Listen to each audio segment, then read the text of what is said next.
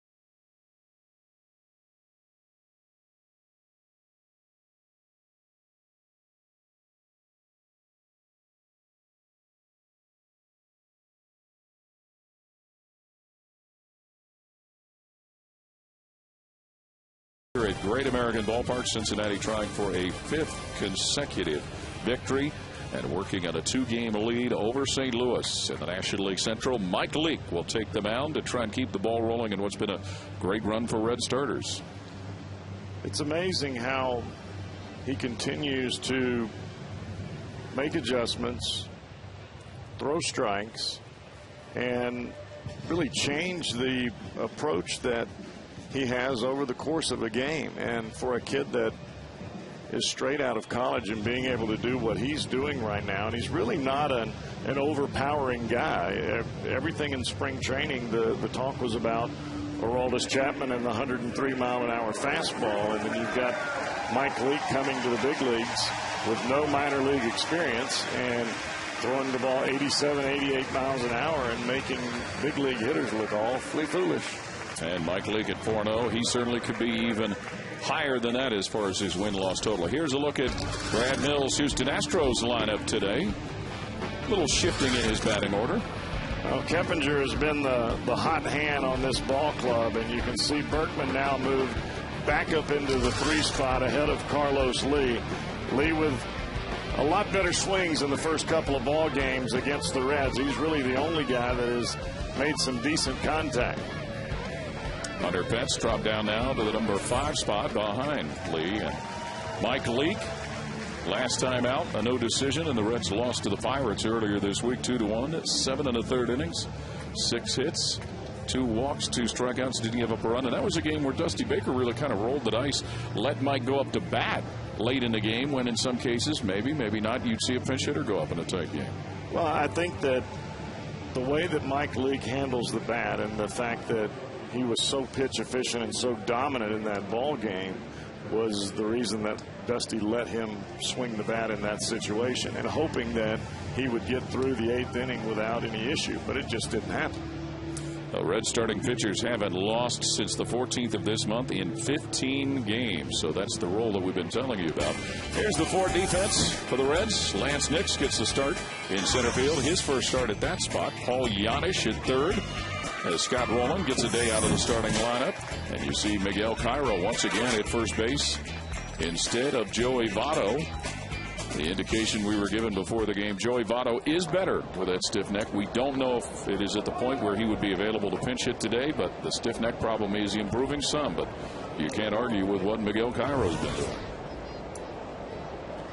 So here we go at Great American Ballpark. Michael Bourne to lead it off for the Astros, as Houston looks at trying to snap a losing streak of 3 in a row.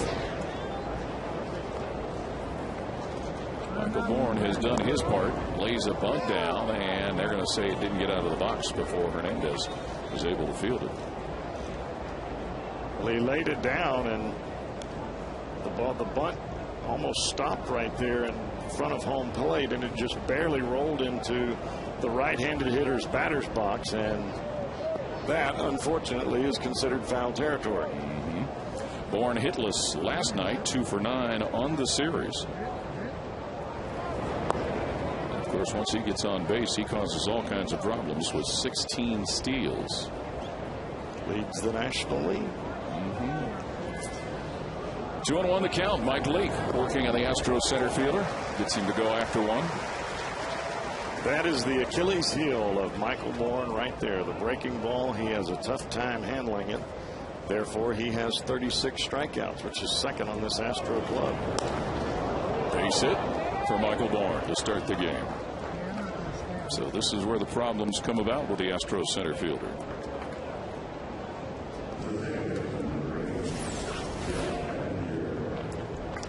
Leake goes with the fastball inside instead of doubling up with the breaking ball. That ball was down, and normally probably a pretty good pitch, except to a guy like Michael Bourne. 16 steals, caught 5 times on the base paths. Jeff Keppinger, who last night had a season-long 7-game hitting streak snapped.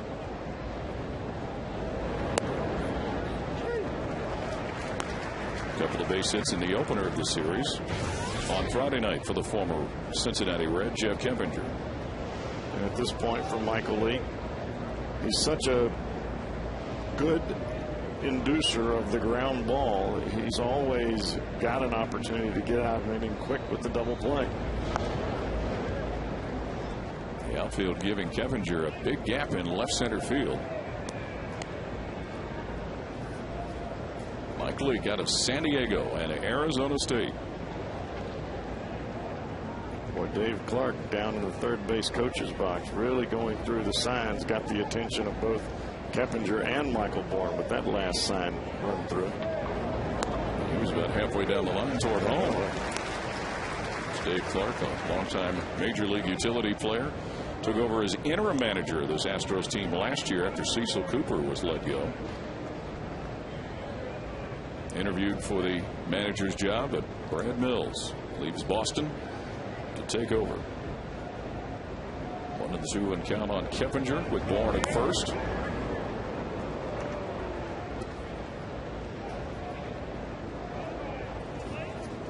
Mike Leake earlier this year against the Astros on April 28th. Got a winning decision in 7 innings, allowed 5 hits and 1 run. Yeah, he pitched awfully good against them the first go round, and he pitched the second time with the Cubs. He pitched very well. Same thing with the Pirates that we were talking about as we opened up this game. Here's a look at that April 28th game. 5 strikeouts. Count 2-2 on Keppinger with Lance Berkman on deck. And Keppinger fouls that right in the box. It looked like it was off the front foot or either the padding that he has on that front foot. It's been the steady play of Jeff Keppinger that allowed the Astros about a week ago to release Kaz Matsui. That's why you wear that pad up there. Remember him breaking that kneecap straight across on the same thing here. Bourne takes off. Hernandez can't quite get to him, so Michael Bourne with theft at number 17 on the year.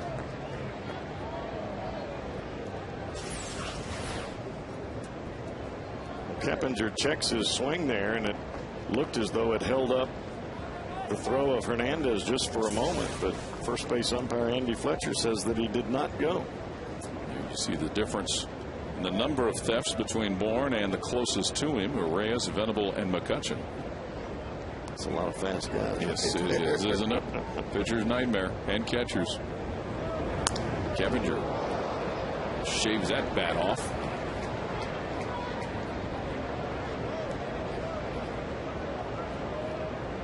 Halfway between the mound and third base. Watch the bat here as this ball comes in, and that's what you call getting jammed. And then some. That just shaves the bat in half. That just shows you the movement that Leake has on the baseball. When he has pinpoint control, it makes it tough to hit him. Ball 4 to Jeff Keppinger, so a couple on for the Astros. For Lance Berkman.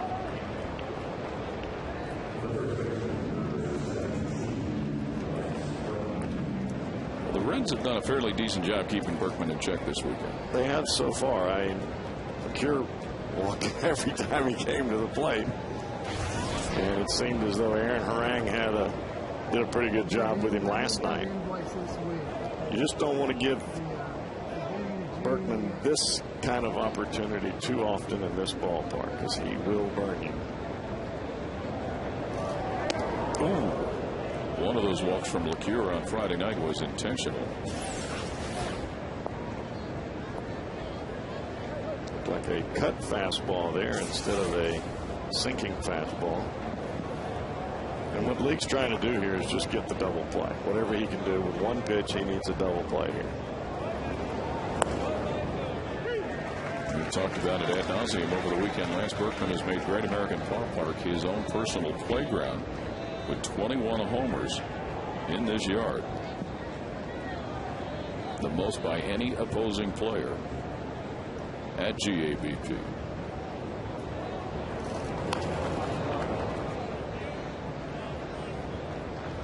And the way the games have gone the last couple of days, the Astros have come out with some fight to them.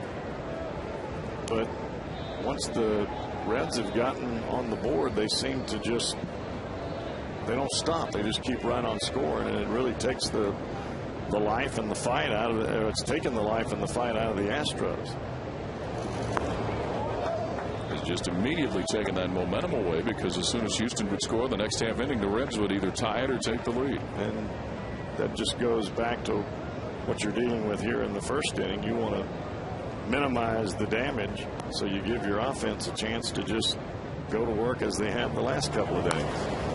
2-2 pitch that Phillips snags to Cabrera, to Cairo, 2 for the price of 1.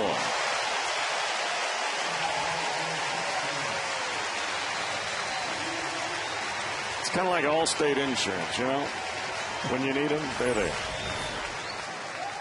What a play.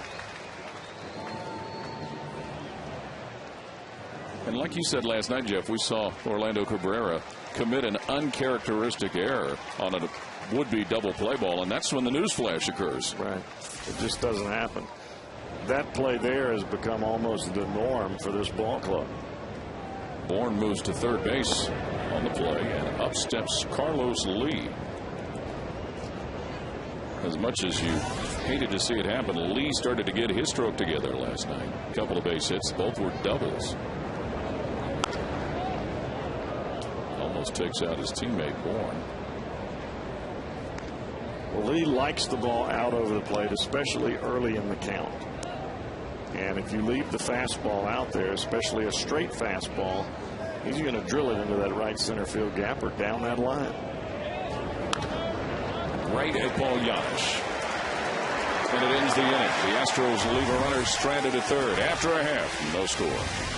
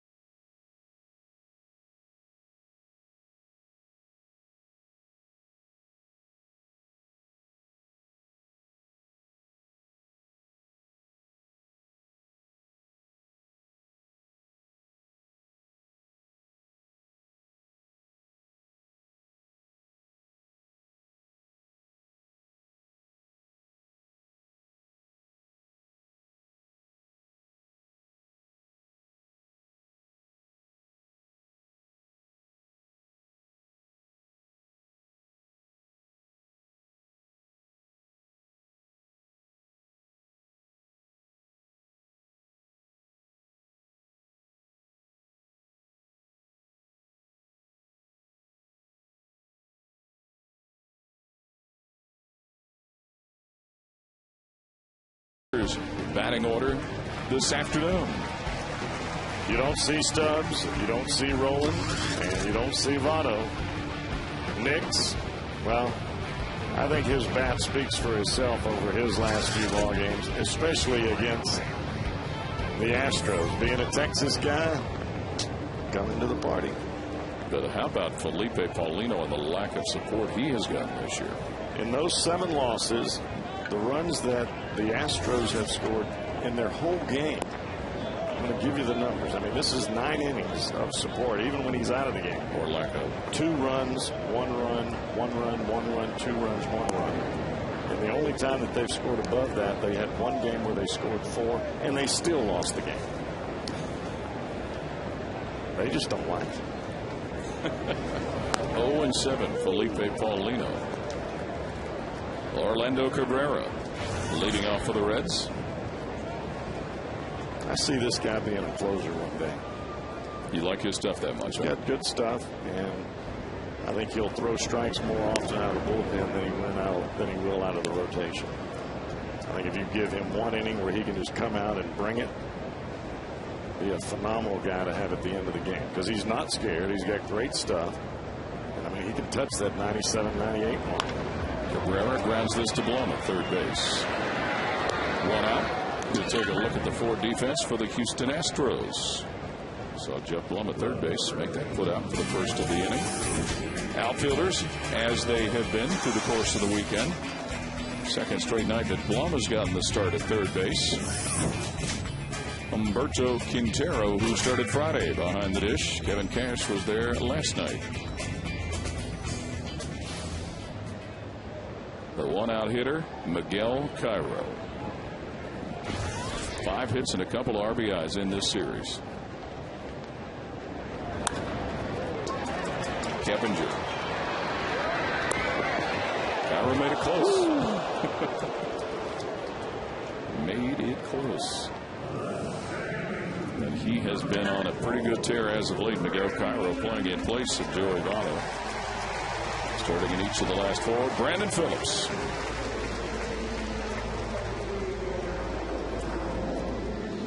Couple of base hits and a run scored last night for Phillips, who homered on Friday, and that was one of those blows you talk about. Houston got a Hunter Pence home run to take the lead. Brandon Phillips, bottom of the first, homer to tie it up and really got the ball rolling.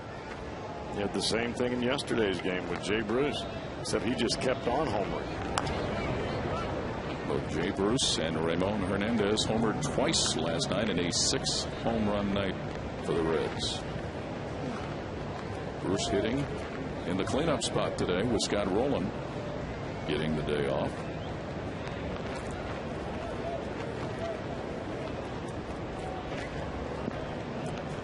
Sometimes with that many home runs, you think the wind's blowing. Phillips skies this one to Hunter Pence in right field. And that's going to take care of the first. No score. Reds and Astros here at Great American.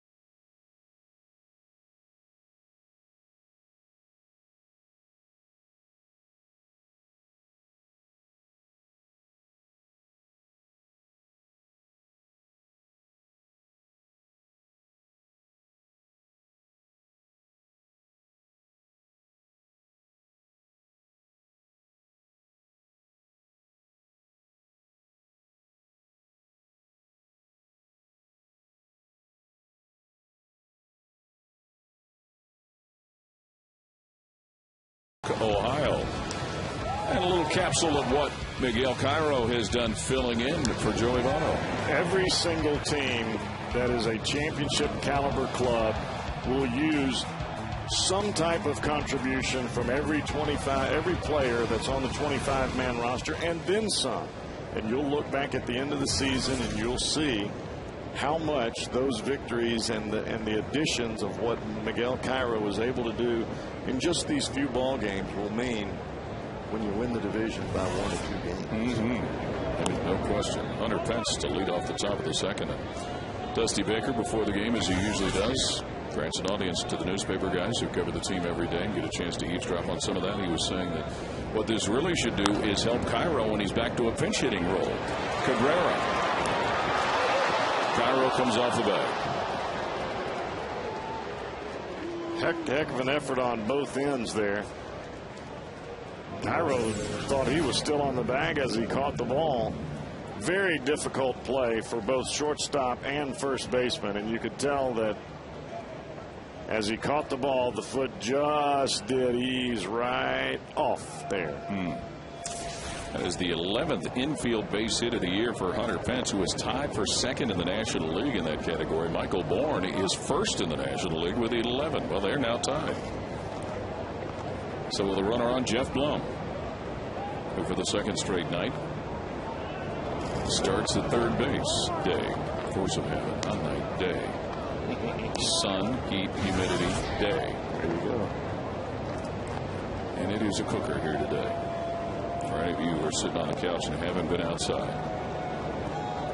We were talking about the audience for Dusty Baker, but there's an audience here for the Reds today, that's for sure. And quite an audience the last 2 nights. And you heard Chris Dickerson yesterday, and we'll hear from him again today. I think he's going to join us, isn't he? Third inning. Just talking about how much it means to the guys on the field when you have a packed house, especially in a game like this, where you've already beaten the club 2 games in a row. It's hot. You're dragging a little bit from a night game and then coming back on a day game, and you have this much support in the stands.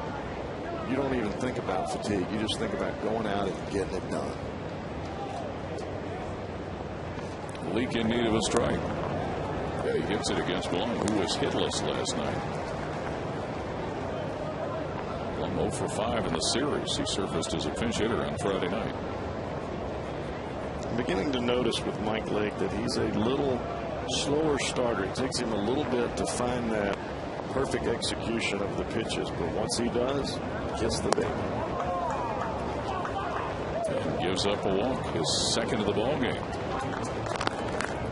So 2 on for the Astros. And I would imagine with as much movement as Leake has on the baseball, that it does take quite a few repetitions to not only calm the adrenaline and get the focus in there and get your body in sync, but just to get right with the catcher, get right with the umpire behind home plate.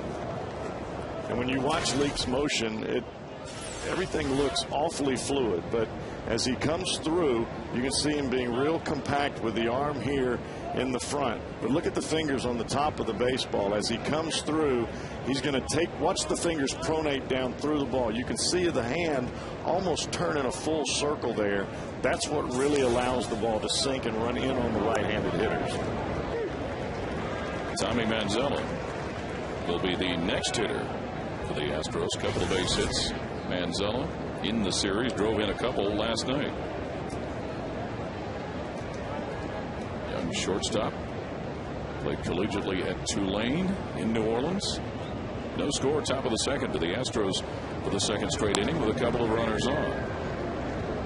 First inning ended with Houston leaving Michael Bourne stranded at third.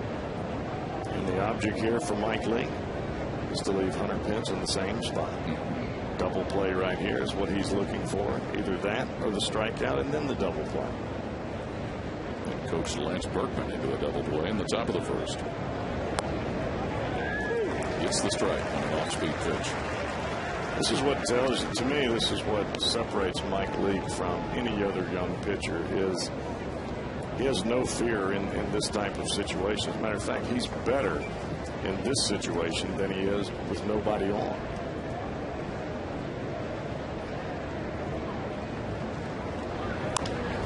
Manzella to center. Lance Nix, almost as though he's shielding from the sun, makes the grab. Tagging his Pence. Nix with a throw. See you later. You don't run on the Reds outfielders. What are they thinking about?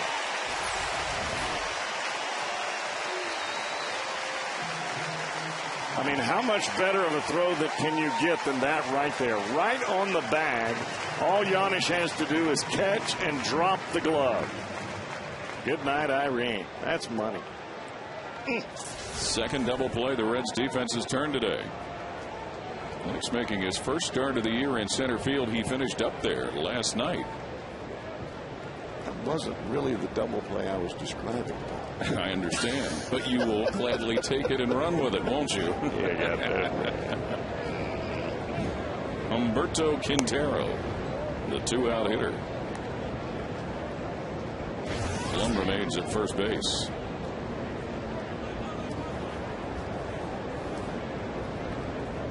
That's what we call it, an F8-5 double.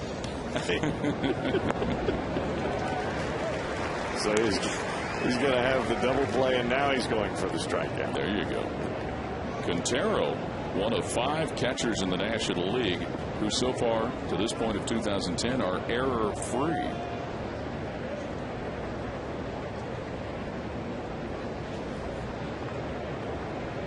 The count. Mike Leake to Humberto Quintero. No score here in the second. Cabrera will get the force at second. And the game remains scoreless. A big double play negates Houston's threat here in the top of the second.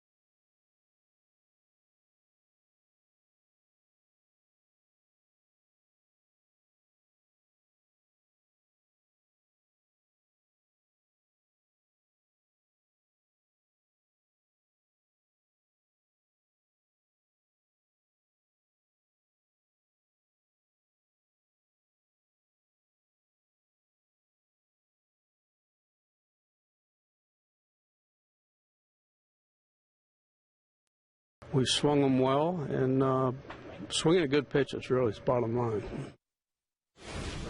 Reds hitting coach Brooke Jacoby was kind enough to give us a few minutes before working in the batting cage, talking about this offensive surge the Reds have been on as of late.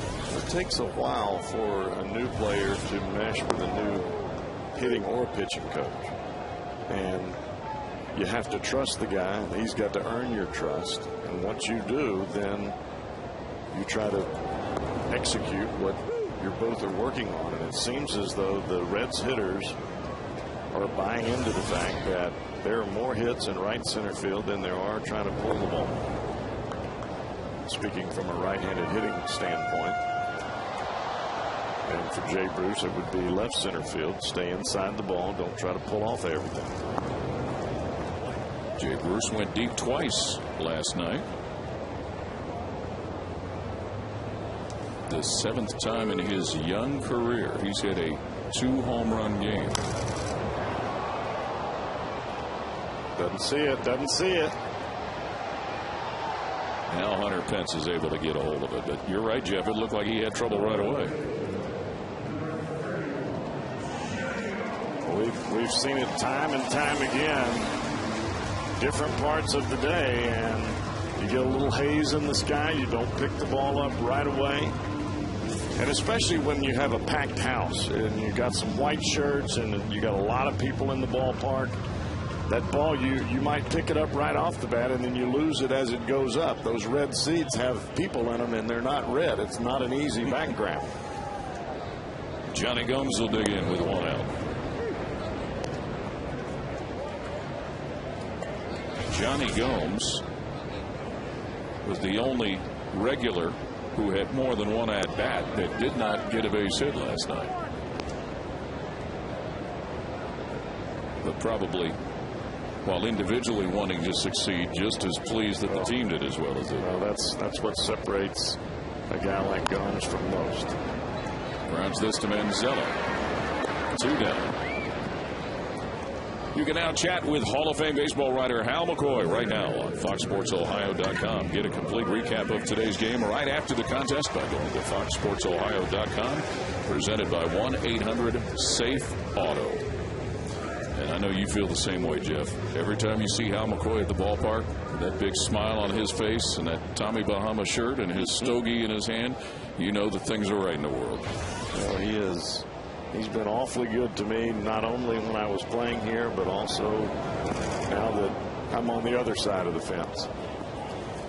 And Hal certainly enjoys being around it. It is his life's blood. Lance Nix, who gets the start in center field. He has homered in 3 of his last 4 starts.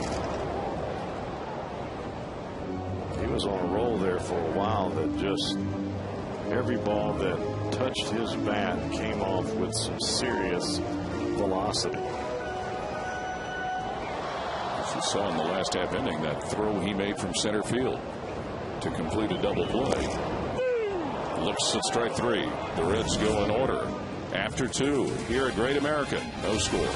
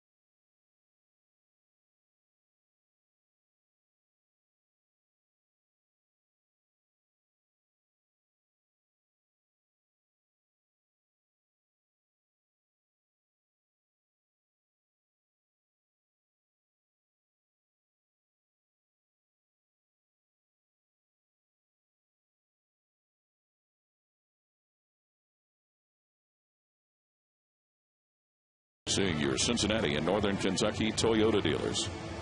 One of these days, we're going to see somebody plunk one of those signs.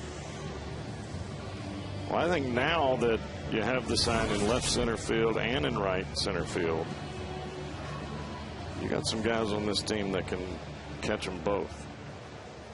You ever play down there at Durham where they have that sign, hit bull, win steak? I did not. Didn't you? But I could eat the steak. I know you could eat the steak. Didn't have a chance to go to that park one time and see that out there, just like it is in the movie. It's hanging right out there. The leadoff batter is the pitcher, Felipe Paulino, and not somebody to snooze on when he's at the plate. Swing it a little bit. Mike Leake gets a strike. Paulino hitting .333.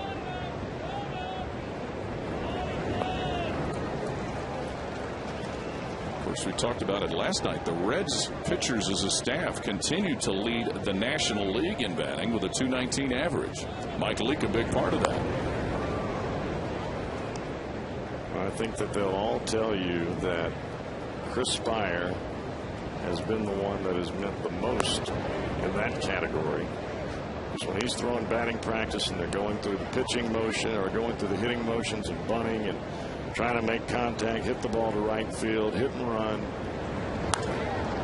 Paulino, base hit.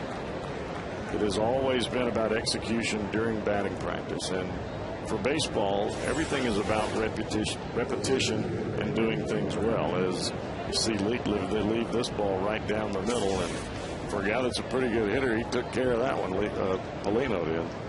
His third, or the team's third base hit of the day. So back to the top of the order, and Michael Bourne, who started the game with a single to right field. These guys seem to have the leadoff batter on every time you turn around. They sure do. But a couple of double plays have really quashed the threats. In the first inning, a 4-6-3 double play that Lance Berkman banged into. And then in the second inning, it was a fly ball to Lance Nixon center and then a throw to third base to Paul Janisch to get two at once. I think the biggest issue for Leake right now is just getting comfortable. Getting in the groove. He's not normally leaving balls over the middle of the plate, nor is he leaving balls that are belt high. Michael Bourne picked up his 17th steal of the season in the first when he got on base. Count 2-1. Mike Leake to Michael Bourne. And he gets the outside corner.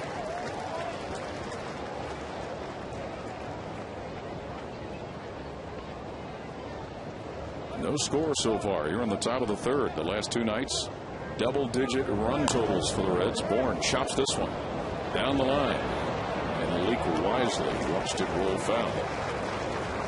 It's a good decision by Mike Leake there. As the ball starts to roll down the line, Michael Bourne is running past him in full speed. If he picks that ball up, he's got no chance.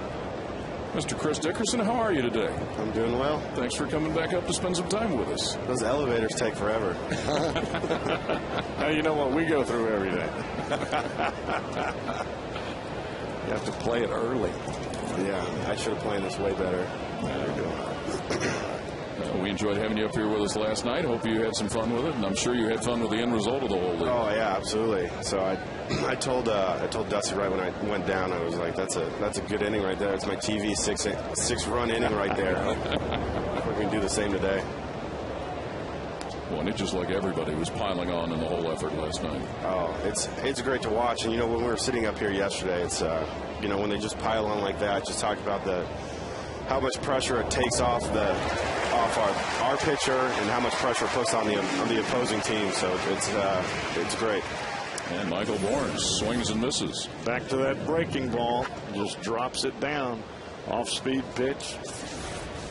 You can see the frustration in Bourne there, just slamming the bat down on home plate. How about what Mike Leake has done here, Chris? Well, like you guys said earlier in the broadcast, uncharacteristically, he struggled with his command a little bit, but, Leake has proven again he gets it right back, and he just, he pounds the strike zone, and he finds a way to get it done with the help of the defense with Lance's double play and the boys up the middle. It makes it a lot easier, and so, as long as he can keep the ball on the ground and put the ball in play, we got a good chance to make a play. Jeff Keppinger will get this on a bounce right to Lance Nix at center field. So the Astros with 2 on. This looked like a fastball that they wanted away, and you can see where the ball ends up instead of being right on the outside corner, whereas most of the time, where the ball is most of the time when Leake lets it go, that ball runs back over the heart of the plate, and it's still elevated a little bit. So the one-out batter, Lance Berkman, who bounced into the first double play. Chris, when you're in center field or left field, Berkman comes up, switch hitter, power all over the place. Any particular way you try and shade him, depending on what side he's batting from? No, not necessarily. I think left-handed, I think we play him a slight pull. But he's so, I mean, every time he's played here, he's gone, I'm pretty sure he's gone up. I know he's hit quite a few home runs since we played here. And that works. Third double play of the game. Still scoreless. We'll be back.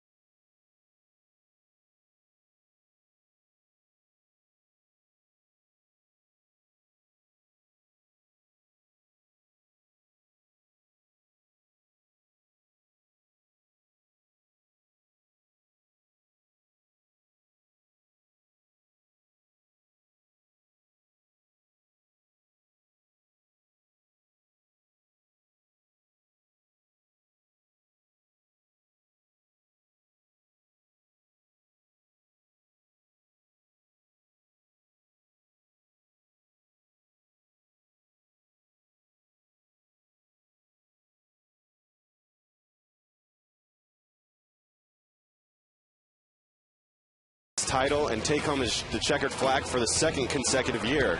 Coverage of the Coca-Cola 600 from Charlotte Motor Speedway begins Sunday at 5 p.m. in high definition on Fox. Coca-Cola 600. That's what I'm talking about. Yes, you are. Those are the melodious tones of Chris Dickerson, Reds outfielder, who was joining us for the 2nd straight game up here in the booth. No score. We moved to the bottom of the 3rd. He was at this point last night. Bottom of the 3rd where the magic happened. Yeah. Hopefully we can get some of that magic right here. Moni's swinging hot bat right here, so it'd be nice to get a lead off with a double right here. Hot bat, 2 home runs yesterday. Scorching. Smoking. Yeah, his first 2 of the year. Wow. You know, and we've talked, Chris, about, you know, how a lot of times you see his single and double power really is going the opposite field, but he was able to get around on those balls last night and jerk them to left. Yeah, well, some of the home runs that Moni did hit last year were bombs. He had one up above that escort sign in the 2nd deck. I mean, he has power. He has tremendous power, and he displays it in BP. But you know, home runs, you're not going to try to swing home runs, and for him, I know he's not attempting to hit home runs. It's just he's just putting really good swings on the ball, and the balls happen to carry out of the yard. You know, and hitting can be so contagious, so people say. But when you get on a home run roll like this team was last night with 6 of them, and what you're saying, you don't generally try for home runs when you get them, that almost belies that thought. Yeah, I can't. Yeah, I don't have an explanation for that. I mean, just a complete power increase last night with 6 home runs, and just, you know, Miggy stepping up and then Ramon getting his first 2 of the year. It's good to see. It's not going to happen every day, but last night was a very fortunate incident where we were able to get the ball over the fence. So we'll see what happens today. You look at that line score and you think you were playing at Wrigley with the wind blowing out. You know? How about another perfect game last night in the majors? Well, I mean, you had to expect it at some point this season that Roy was going to get close. And yeah, I mean, he's flat out filthy. Fortunately, I haven't had the opportunity to face him. Yeah, but he looked like he was firing on all cylinders last night. Yeah, Roy Halladay with a perfect game for the Phillies over the Marlins. Hernandez, where Blum will pick up that ground ball, and Ramon is retired.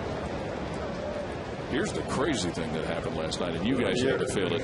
You know what I'm going to talk about. Yeah, well, I was just thinking about that. I figured you transition to that as you want to talk about how funny this game is. You have something that's so rare and such an incredible accomplishment, but then on the other hand, you have the Kendry Morales, the game-winning grand slam, and for him to come home and break his leg.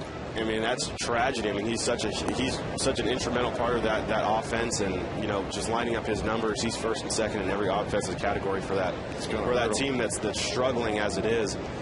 And for him, game winning, such an incredible team moment to have that happen is devastating for the Angels right now. I haven't seen a replay of it yet. Don't know if we want to really, but I guess what he did was he jumped to get onto the plate, and that's when he broke his leg. Somebody was saying down in the clubhouse earlier that it was the Reds in 1999 with that great run they had to get into the playoff game for the wild card that kind of started some of that thing. You guys now become mindful of what happens in late game situations, or you just don't talk about it, don't think about it, and take it as it comes? Yeah, we take it as it comes. It's not like, you don't plan for it, but I tell you what, it does give us confidence. I mean, we've done it throughout the season, and when those late innings come, you don't necessarily try to press too much because you know that everybody has a certain mindset and everybody has a confidence that we get something rolling. We always have a chance to win this game, and we're always going to beat it no matter what happens. So, and we've just played that throughout the season. It's a great thought to have in the back of your head when you don't really feel intimidated being behind by runs late in the game. So what do you do now in this kind of situation where you guys do like the little punching in the stomach? Oh, yeah, we get a couple jabs here. And I remember Giannis a couple of years ago got a bloody nose on one of the ones that he hit. Yeah, I think that was Paul's first or second week when he was up. Yeah, he's just gotten here. I think you know what? I think that was Paul's first major league hit. I believe it was. It was a walk-off against Florida. He got creamed. Speaking of, Paul Giannis on at first with a walk, and Mike Leake with 7 hits in 19 at-bats on the year. Of course, Mike had a couple of base hits in his first game. He also leads the staff in sacrifice bunts. He's got 4 bunts. He handles the bat awfully well for a pitcher.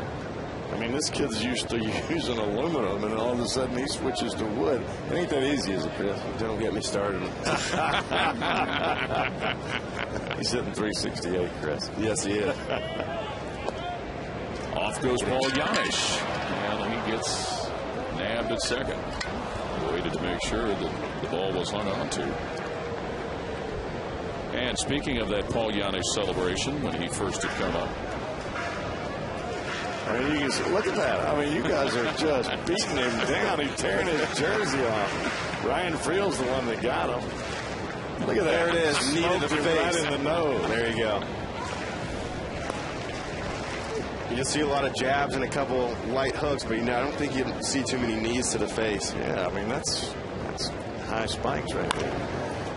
Leake with one in the hole. Base hit number 8 for Mike Leake. I'm going to ask you again, is it that easy? He just makes everything look easy.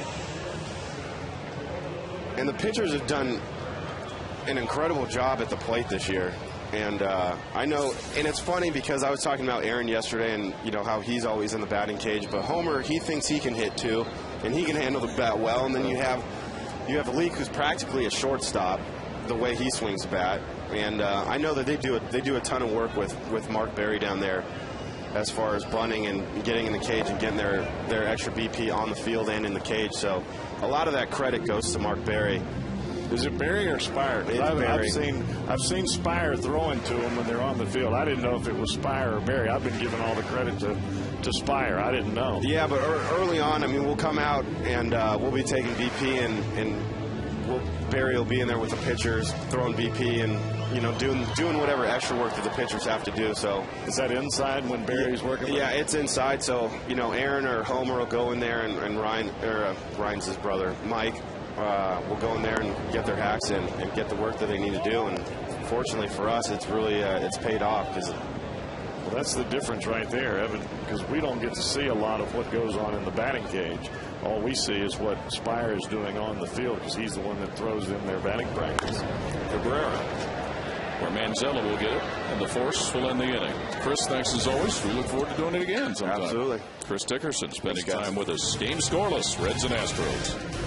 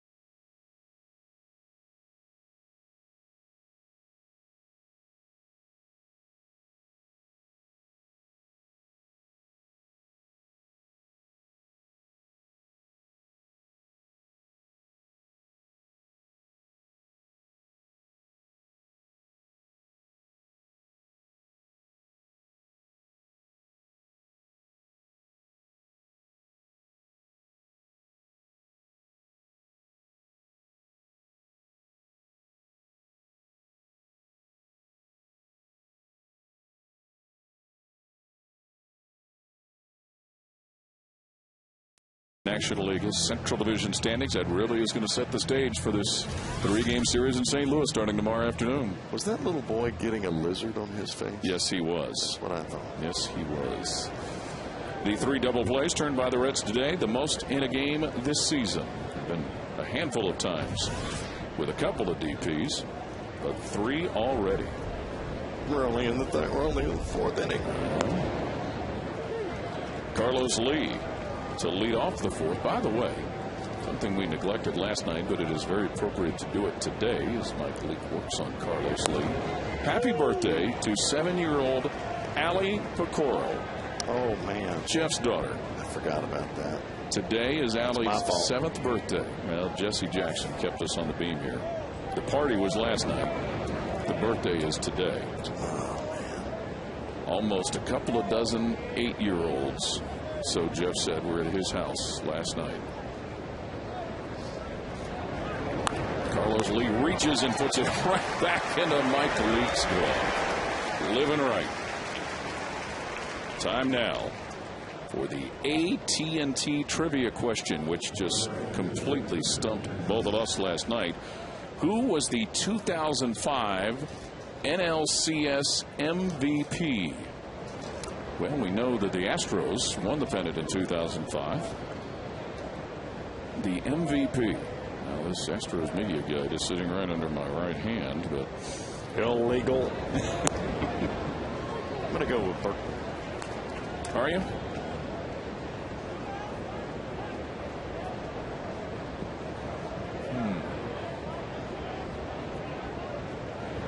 Hunter Pence standing in. I like your answer, but let's see if maybe we can increase our chances of one of us getting it right. You got Biggio, you got Bagwell. You know, I'm trying to remember. I think Bagwell was hurt most of it. He didn't get to play much, if any at all. So that was when he was having the most difficulty with his right shoulder. Willie Taveras was playing a lot of center field on that team. Yes, he was. But that was the best year that he had, or that he's had. Correct. Just for giggles, how about Roy Oswalt? That's a good guess. Could be right. So the Reds and Mike Leake, a 2-2 count on Hunter Pence. 3 double plays turned by the Reds defense this afternoon. Of course, that 2005 Astros team went to the World Series and got handled in 4 by the Chicago White Sox. You don't have to be down on the end of the bat to have power to all fields. Look how much he's choking up here on the baseball bat. And he hit the ball out of the ballpark the opposite field the other night. It's all about being quick and using your hands and your hips at the same time. And you talked too, Jeff, about how that bat probably, that's probably, as you look at it by dimension, you wouldn't think he'd be swinging a bat that big. And it didn't work for him that time, because that's the second strikeout for Mike Leake. It's a big piece of lumber, and when he does make contact, the ball has a tendency to jump off that big bat. But he chases this ball, and this is when Leake is starting to get in the groove. When you see pitches like this that start on the outside corner and just edge off, not that big huge break or the big run, but the late tight break on the slider. Jeff Blum will stand in. Grounds this where Cairo will come up with it, and there's Mike Leake doing his part defensively to field that ball. The Astros go in order for the second straight inning. No score.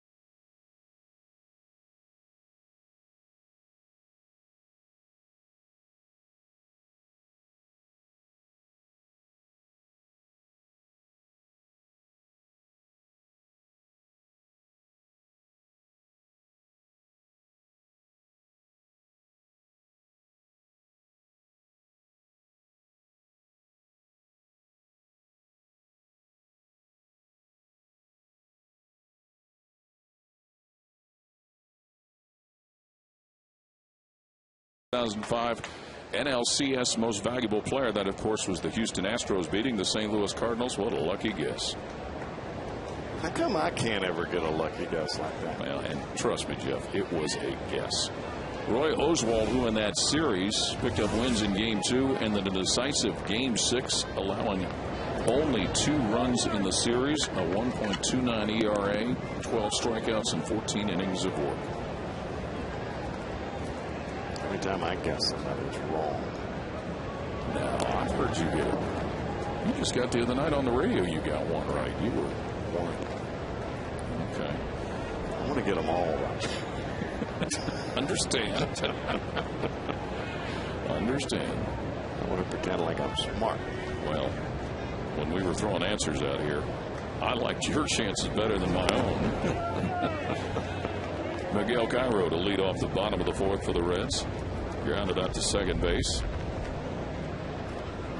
What's wrong with our offense today? Hopefully they didn't use it all up the last 2 nights. Double-digit runs in each of the last 2 nights. You know, when we were referencing Dusty Baker's comments before the newspaper writers before the game asked about really about the possibility of Joey Votto playing tomorrow afternoon in St. Louis, and Dusty wouldn't bite on that. Well, I think that understandably, yeah, you just have to go with what Joey gives you. Miguel Cairo gives the Reds a bloop into left center field for a base hit, and that is his 6th of this series.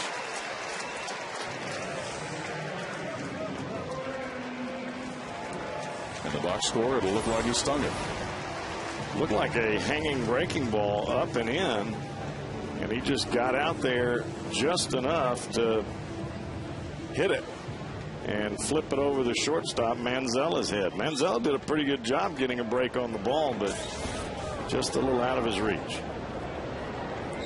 So that'll bring Brandon Phillips to the dish.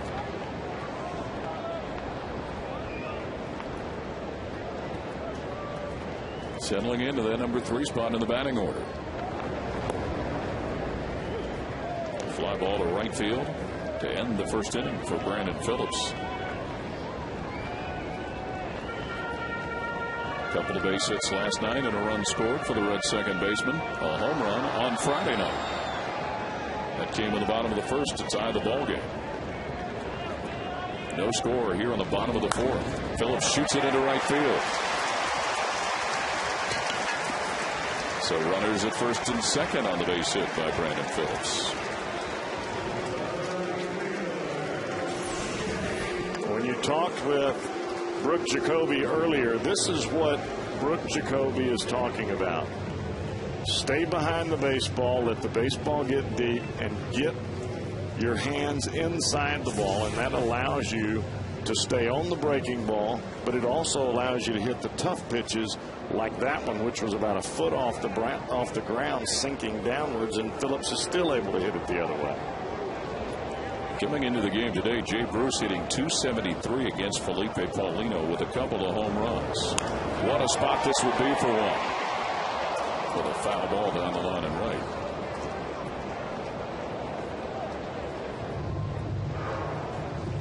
When Paulino has had his difficult times, it has been in innings like this, where a couple of little chips got him into trouble, and then he either walks a batter, gets behind in the count, or it ends up being a big inning. A big night for Jay Bruce last night with a couple of long ones.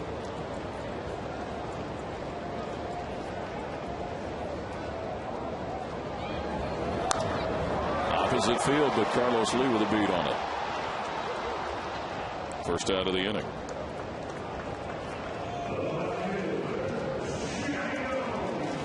So Johnny Gomes. You know, we made mention just for mention's sake that Johnny was unable to get a hit last night, but that is really misleading with what he has done. Leading the National League with runners in scoring position at .441 coming into the game, and second in the National League overall in hitting in the month of May at .375. Well, it just goes to show you can't be perfect every night, and even the best of the best have an off night, and it wasn't a perfect night from the hitting standpoint last night, but he made a couple of great defensive plays.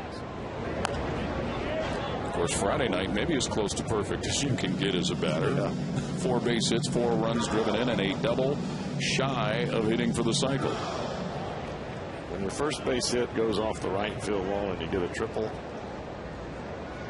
you know you got a chance. And your second one is a line drive that gets over the wall in left field in a New York minute. Paulino fooled him there. Cairo at second, Phillips at first, as those two each had singles to open the bottom of the fourth inning. Following a fly ball to left by Jay Bruce, Johnny Gomes in a 2-strike hold of Felipe Paulino.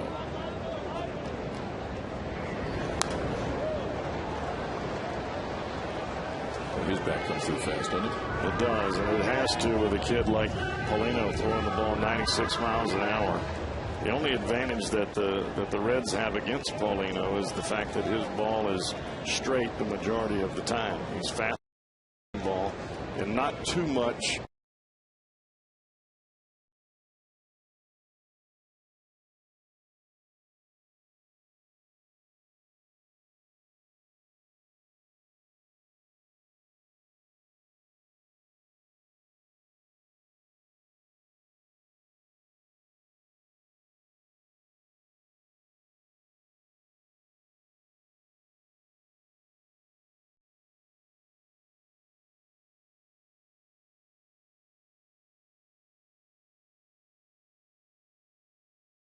Lance Nix, who looked at strike 3 to end the second.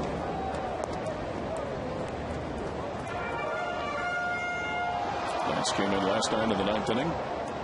Took over in center field, replacing Drew Stubbs, who is getting the day off in the starting lineup. No score, bottom of the fourth here at Great American, and another nice crowd on hand. Nix pops this to center. Bourne late on it, backing up for the final out. No score here after 4, and now it's time for Fifth Third Bank, the hardest workers of the game.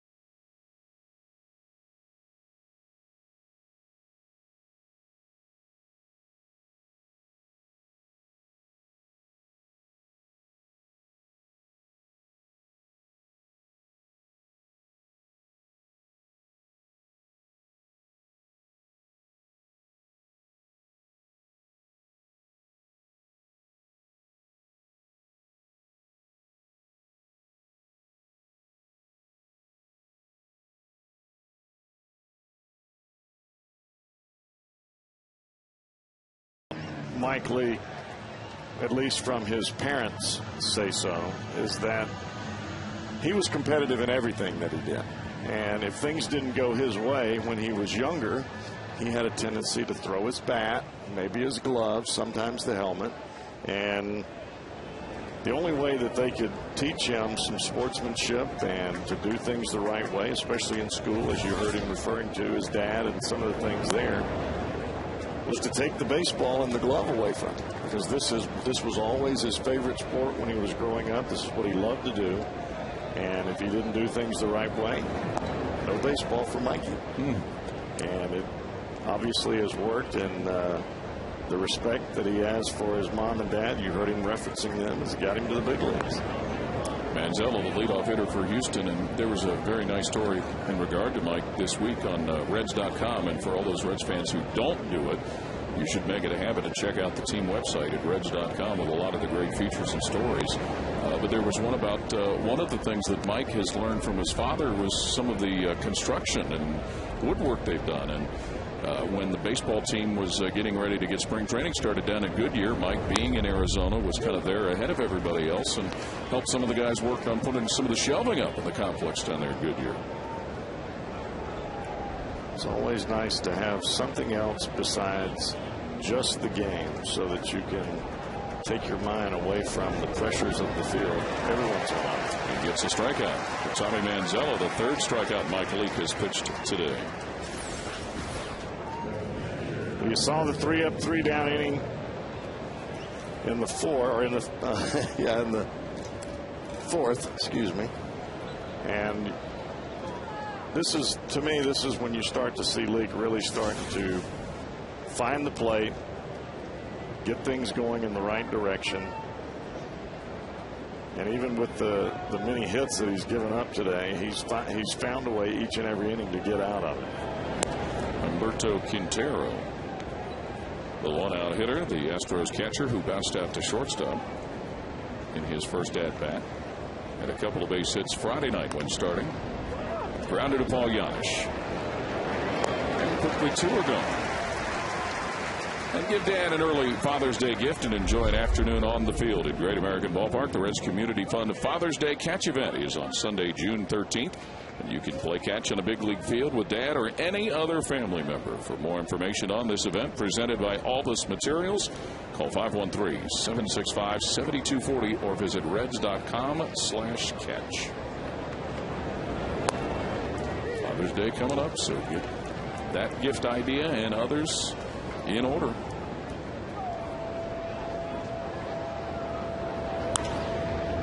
And that one right up the middle on a base hit for Felipe Paulino, the Astros pitcher, his second base hit in his many at-bats. Well, it looks like it's just Mike Leake and Felipe Paulino playing the game today. Isn't that the truth? And Leake even drops down sidearm to try to get the guy out, and he rips it right back up the box. So with 2 out, the Astro pitcher is on at first with Michael Bourne coming up. We also want to take the opportunity to thank our good friends at Penn Station who brought some chow up here last night. We were negligent in thanking them for doing so. But thanks to the folks at Penn Station. You know, Jesse enjoyed what he had. So did I. And so did I. Michael Bourne. A single, a stolen base, and a strikeout today. Big on the cheesesteak. Not being a cheese eater, the steak part was pretty good. They're trying to work Bourne inside. Of course, the Reds will finish today and move on to St. Louis, traveling after this game to St. Louis, where they'll face the Cardinals tomorrow afternoon in a big series. This will be one heck of a Memorial Day in St. Louis. 4:15 first pitch. Bronson Arroyo and Jaime Garcia. Michael Bourne on base with a walk. Tom Brenneman and Chris Welsh will be back on the TV side for that series in St. Louis. We'll be moving back over to radio with a Hall of Famer. And then Tuesday night, it's Johnny Cueto against P.J. Walters.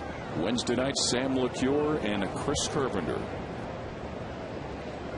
Yeah, there will be a couple of youngsters in that series. Walters for the Cardinals and LeCure for the Reds. They won't be going against each other, but they'll be pitching. The second of 3 trips the Reds will make to St. Louis. The third one will be on a holiday weekend, a Labor Day weekend. Will it really? Labor Day, Monday. No, I'm sorry. It'll be Friday, Saturday, Sunday. Right before Labor Day. And Keppinger with a base hit into left field. Dave Clark is going to pull up the stop sign for the pitcher, Paulino. Paulino was trying to score. Yes, he was. Yes, he was. Thinking, hey, I'll run over the catcher. I'm 6'4", 245. Jeff Keppinger with a second base hit of the afternoon. So the bases are loaded now with 2 out for Lance Berkman. who twice today has bounced into double plays. And I'll say it one more time. You don't want to be in this situation with Berkman. I know you've gotten him out a couple times with big outs, but this guy has been awfully difficult for the Reds. As much as you hate to say it, not so much this weekend, but over the long tenure of his career, yes, he has. No score, top of the 5th. But Houston with the biggest threat any team has had here. This reminds you of Leake's first start against the Cubs when he got the bases loaded early on in that game. Right. If I remember right, he came out of it, gave up just 1 run. He did. And the thing for Leake in this ball game, as you can tell, he definitely doesn't have his #1 stuff today as far as location goes, but he's still able to go out and you just pitch. And by just pitching, he's got the advantage on Berkman at 1 and 2. Well, what Leake does is he continues to change speeds. He's not going to show you the same pitch back to back. He's not going to show you the same location and back-to-back pitches. He just moves it all over the place. Crowd sure recognizes it. They sure do. Count 1 and 2 on the Astros first baseman. 2 out, bases loaded, scoreless game. And that grounder to Cabrera. Guns it over to Cairo, and the Reds get out of the inning. Still zeros on the scoreboard, thanks to the efforts of Mike Leake and the infield defense.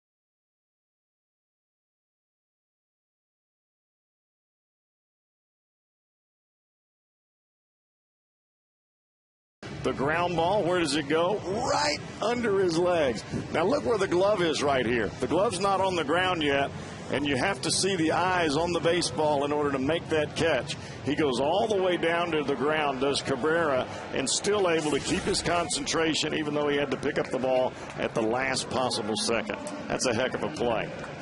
And make a pretty strong throw over to first as well. This will tell you how much struggle Leake has had today.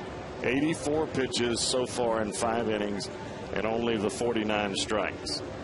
And he has had someone on every inning, maybe a couple on every inning except for the 4th. And the Astros have left 6 stranded, left the bases full with that play. And this goes back to what we talked about early in the game with Paulino and his starts. 2 runs, 1 run, 1 run, 1 run, 1 run, 2 runs. The most he's ever gotten is 4, and that's only in 1 start. That's why he's 0-7. Well, he's done his part at the plate. Yeah, he's 2 hits. He's done his job on the mound. Ramon Hernandez, the leadoff batter for the Reds. Here on the bottom of the 5th inning, scoreless baseball game.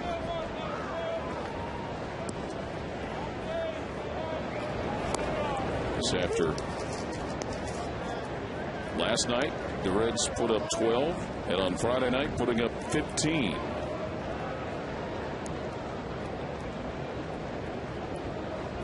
In case you missed it yesterday, Ryan Hannigan put on the disabled list with a fracture in his left thumb. That from an incident that occurred on Friday, sliding into second base. Corky Miller was brought back up from AAA Louisville. Got into the game late last night, Corky Miller. And the Reds are really hoping that injury is not a month-long healing process for Ryan Hannigan, who was swinging the bat well. Both the catchers have been, for that matter. And I think that split duty of time really kept them both strong.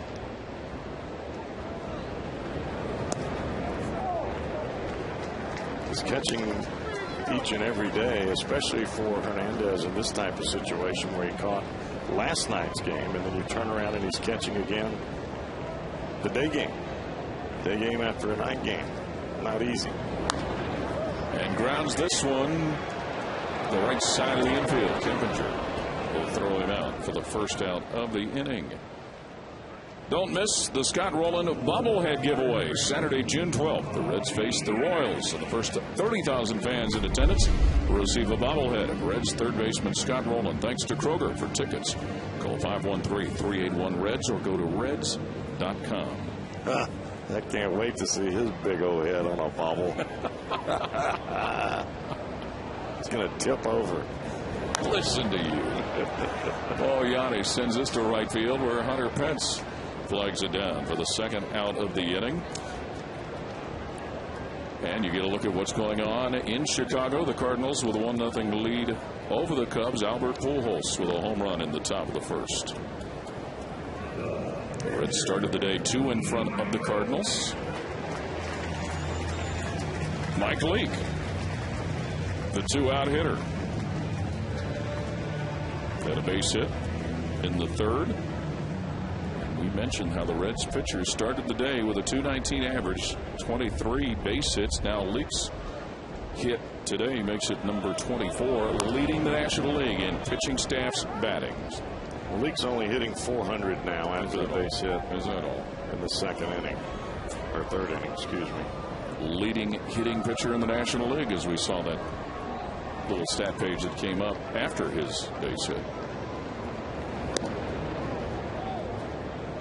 I think we talked about this before, but who's the best hitting pitcher that you can recall observing?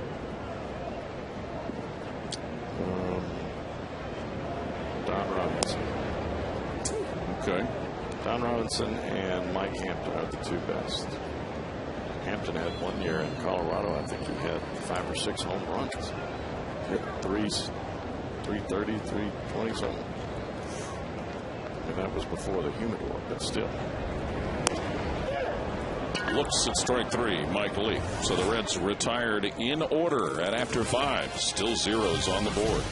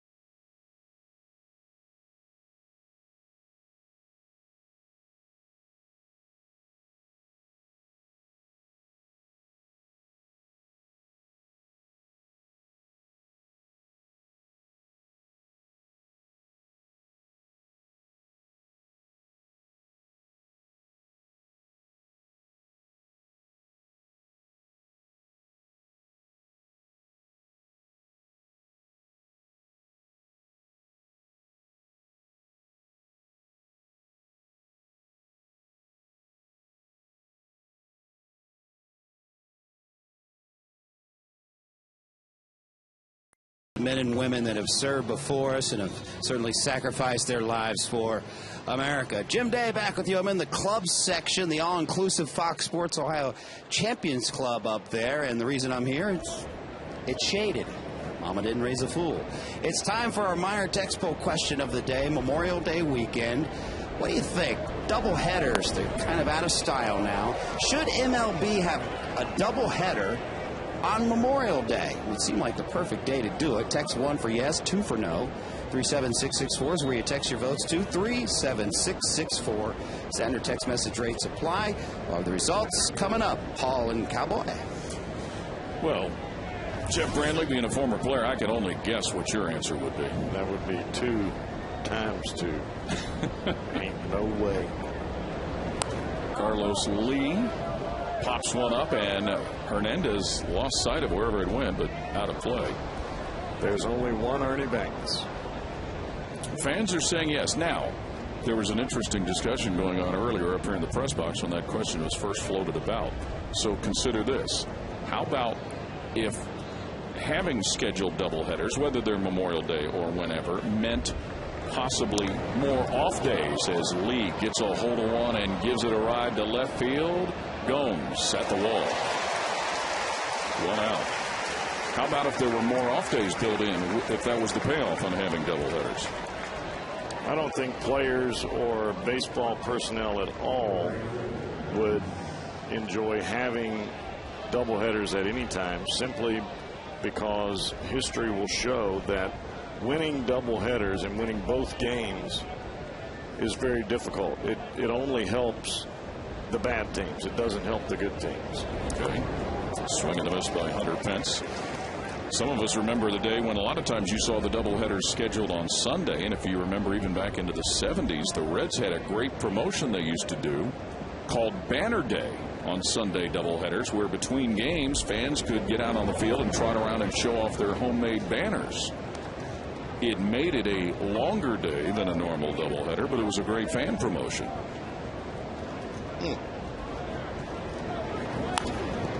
Right back at Mike Lee. 2 down.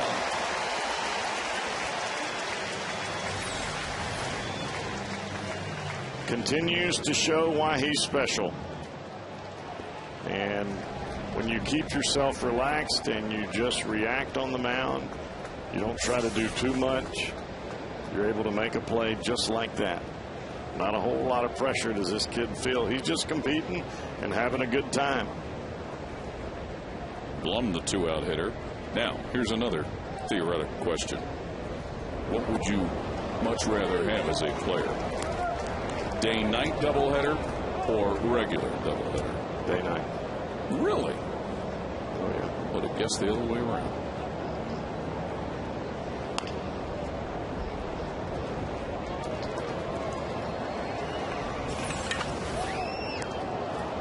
Watch Leake as he lets the ball go. Everything is totally balanced. And when he finishes the follow through, you see where he is. He's almost has that little hop right at the end as he follows through. Well, look at him. He's ready to catch the ball. The ball is coming right here, and that's why he's able to put the ball in the glove. Blum shoots this into left center. His first base hit of the day, the second time that he's been on base, and he's going to get an extra one. Nix came up with the ball in time, hustled to the ball, but as he turned, being left-handed, as he turned to throw, watch the foot slip out from under him. That is what gave Blum an extra 2 or 3 steps when he's going full speed. He was heading for the double anyway, but that's why there was no play at second base. So his 3rd double and the 7th base hit of the day for the Astros. And the inning continues for Tommy Manzella. Manzella was part of that double play, fly ball to center field, throw out to third of the runner who was trying to tag in advance. The Reds have turned 3 double plays today.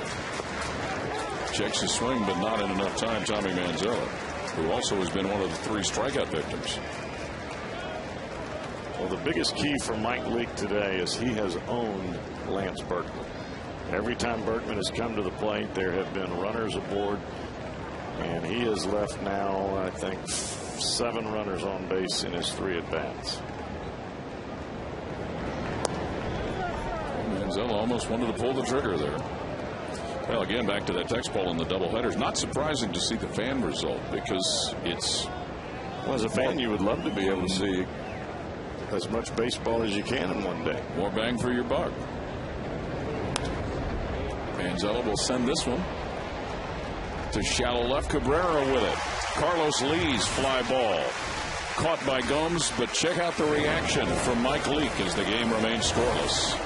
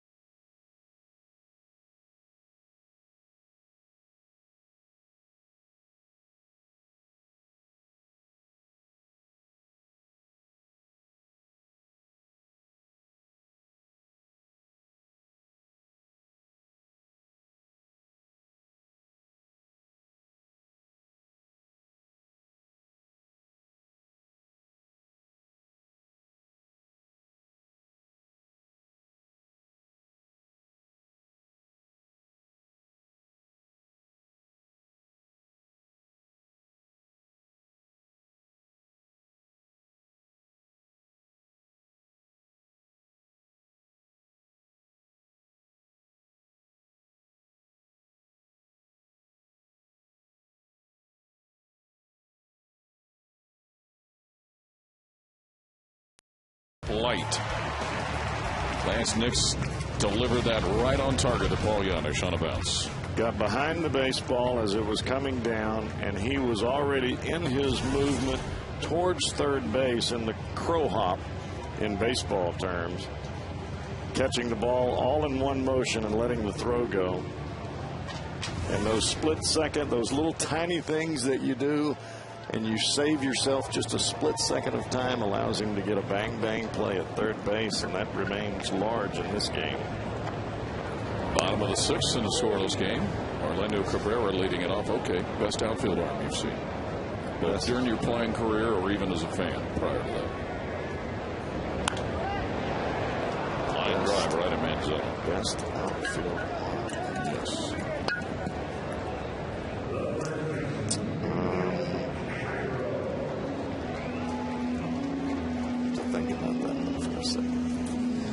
Mine would be Cesar Geronimo. That's hometown bias. Jesse Barfield had a pretty good one back when he was with Toronto. He did.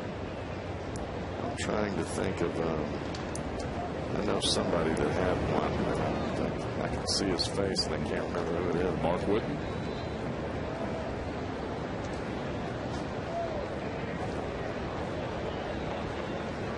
Miguel Cairo, who's got a base hit and 2 at-bats.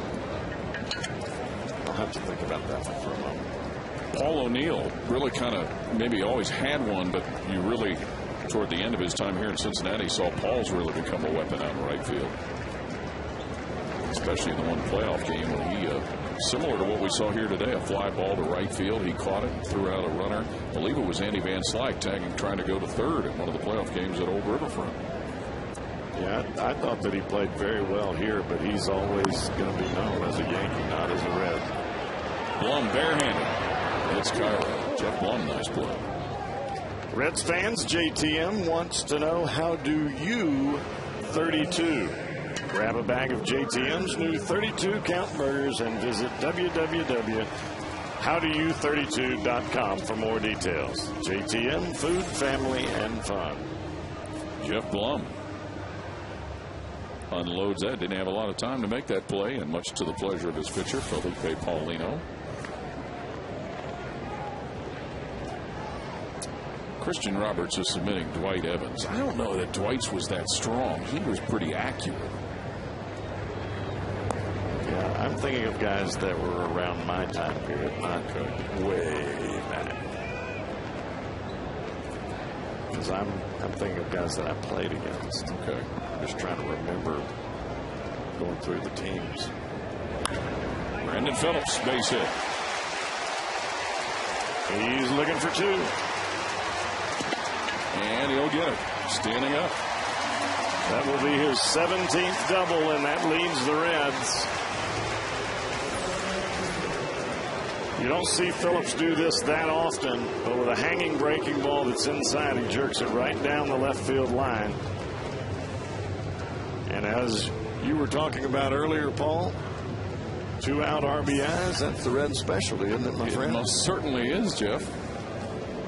The Reds have really been on quite a tear with what they've been able to do with runners in scoring position with 2 outs, batting .310 and leading the major leagues. And a guy that certainly is more than capable of adding to that is at the plate in Jay Bruce.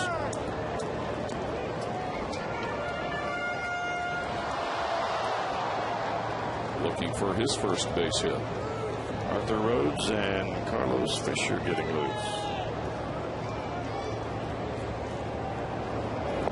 Swing and miss by Jay Bruce. .310 batting average. Runners in scoring position with 2 outs. So the Reds stack up ahead of the Dodgers, the Snakes, Atlanta, and St. Louis. Maybe.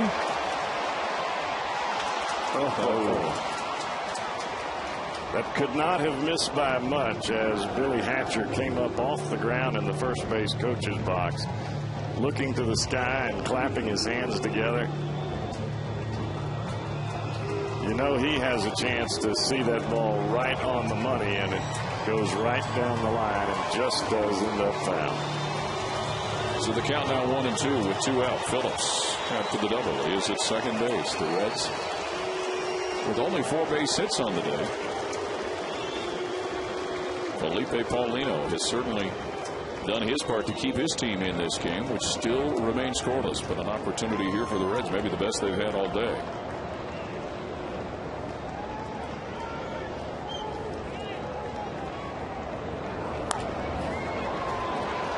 Manzella gobbles it up. And the game will remain scoreless after 6 here at Great American Ballpark.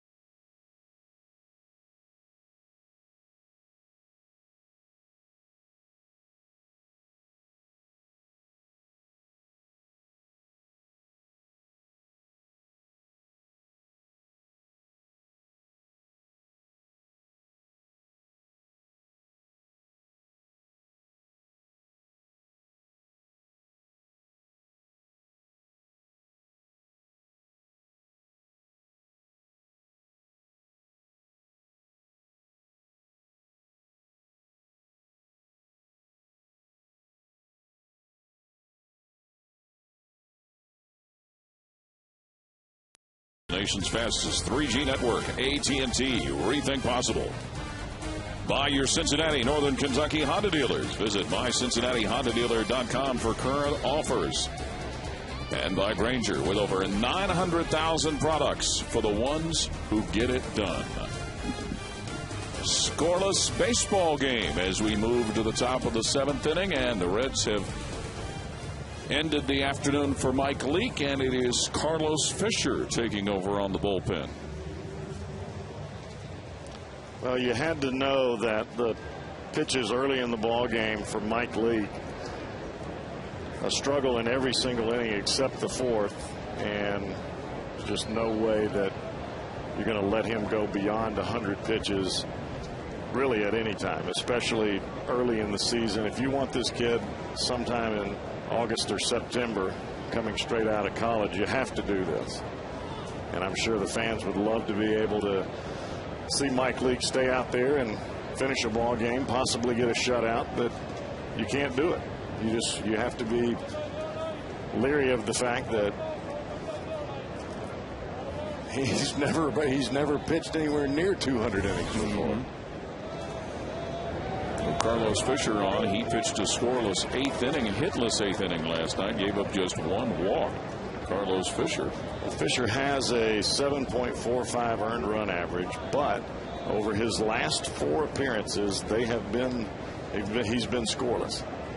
He had 1 ball game earlier where he gave up a bunch of runs, and out of the bullpen, you have 1 bad game, your ERA can be ugly. And he hits Humberto Quintero, the Astros catcher. Hit him right on the elbow.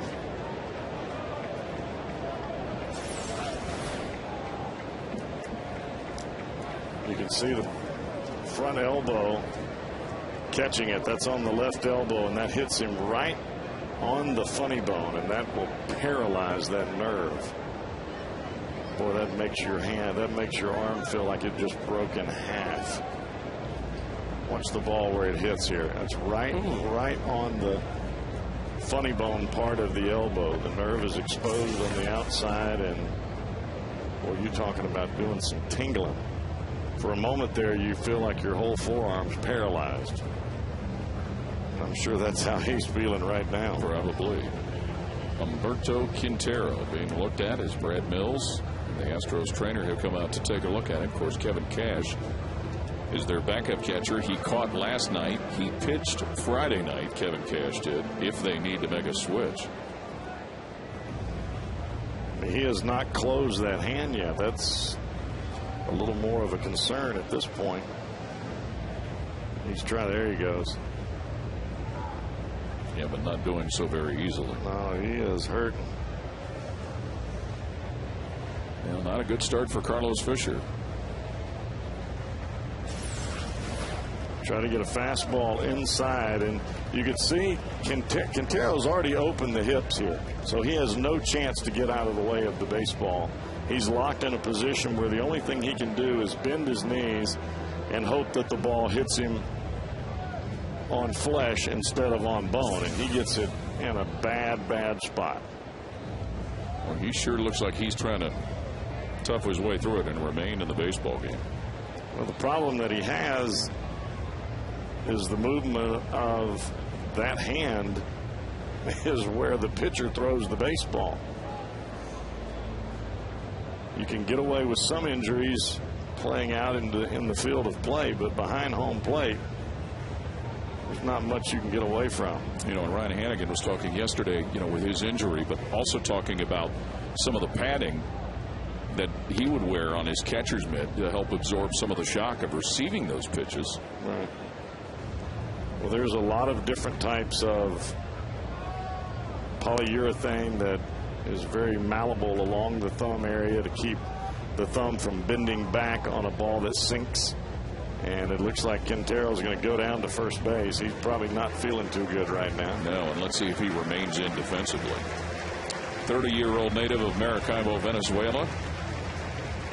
Mentioned at the beginning of the day, one of 5 catchers in the National League who have yet to commit an error. And he's still having problems with his bottom 3 fingers, especially the bottom 2, and that outside nerve area is really where it gets you. And with Paulino standing in the box, this is a bona fide bunting situation. And you got a catcher at first base, and I can assure you that the Reds are going to be looking to go to second base right here. Felipe Paulino has singled twice today. Look at Phillips for the pickoff at first. Almost got it. We've seen that a couple of times this year on the bunt play. That is a guaranteed play that you're going to get from Hernandez and Phillips every single time a bunt is put on the first pitch. You're going to see Phillips slide in behind the runner at first base. If he gets even one extra step, he's out. And you're right, Paul. That's worked a couple of times this year. 0-1 to count. But after that, Quintero being pretty conservative over there at first base. Well, what Dusty is trying to do right here is use Carlos Fisher in an 8-9-1 situation. He's got Arthur Rhodes warming up in the bullpen, but all he's asking from Carlos Fisher here is to get Quintero and get the pitcher out. Well, he's already hit one of them. Now you can't walk the pitcher. Paulino takes it away. Oh, it was right down the middle. Yeah, it did cost him though. Sled must have been looking for a streetcar. Or he's thinking about the guy at first base getting plunked on the elbow. Yeah. I don't want him to hit me. So the count 1-2 on the Astros pitcher. A single in the third, a single in the fifth for Felipe Paulino. Game scoreless here in the top of the 7th inning.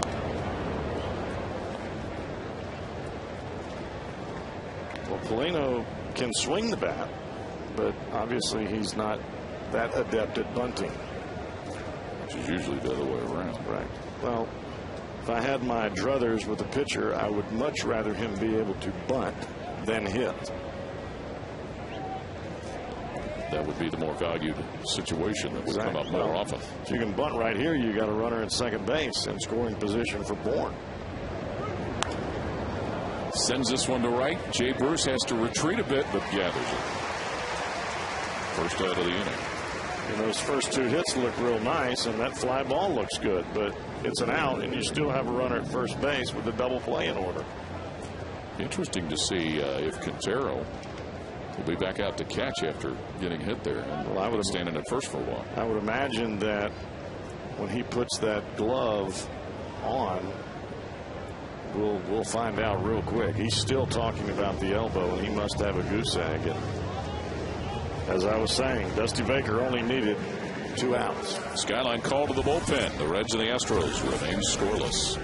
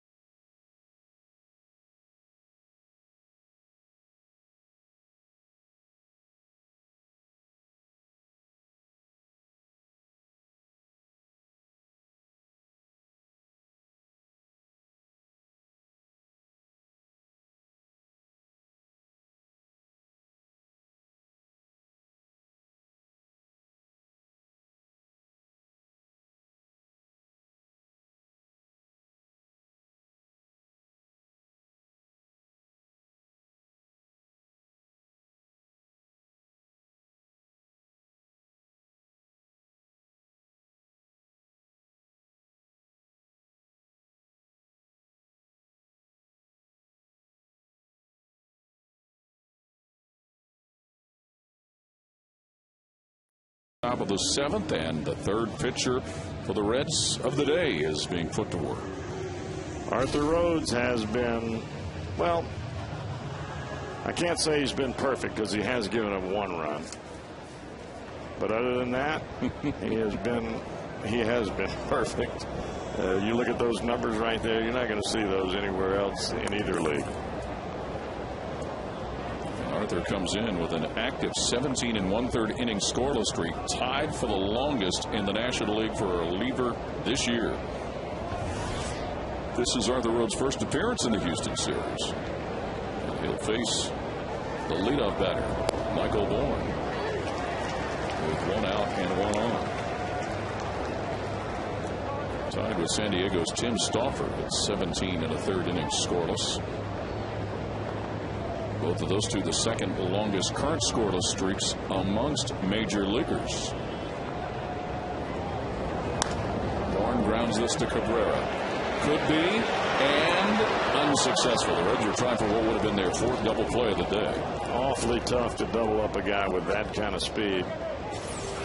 You would have to have almost a line drive 1 hopper to turn it over on somebody like him. That's almost like doubling up a guy, well, like Stubbs.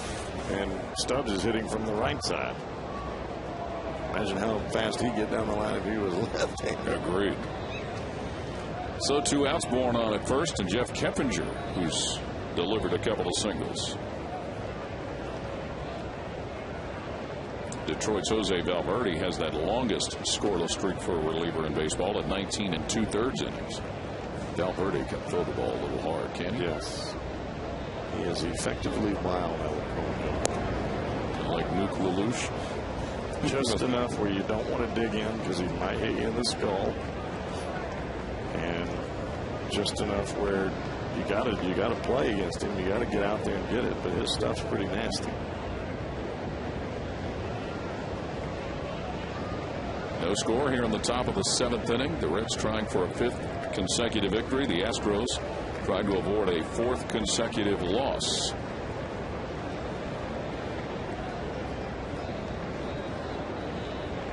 Count 1-0 to second baseman Jeff Keppinger. This is one of those games for the Reds that would be a huge momentum game going into St. Louis. You win big 2 nights in a row, and then you get down to the last game on a Sunday afternoon where you have to fight it all the way to the end, and you still come out on top. If the Reds can pull this rabbit out of the hat, it'd be awfully large. Bourne takes off. Hernandez throws. See you later. That's a pretty quick guy. They knocked off Michael Bourne. Middle of the 7th here at Great American Ballpark. The Reds and the Astros remain scoreless in the series and in the homestand finale. We will keep it right here for God Bless America. Tanya Baker of Dayton, Ohio will perform it. Major League Baseball, the Astros and the Reds.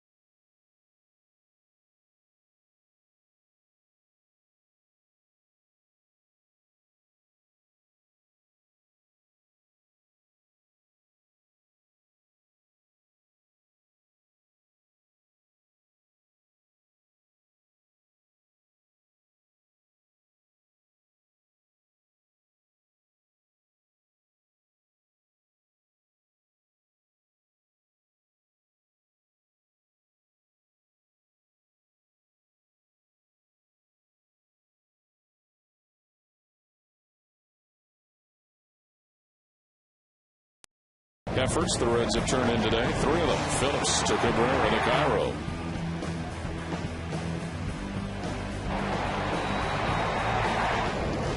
All right, John Morrell, hot dog play of the game. Johnny Gomes, the leadoff batter for the Reds, and skies one to shallow right. Jeff Keppinger will pack it in for the first out here in the bottom of the 7th. Johnny Gomes remains hitless on the afternoon.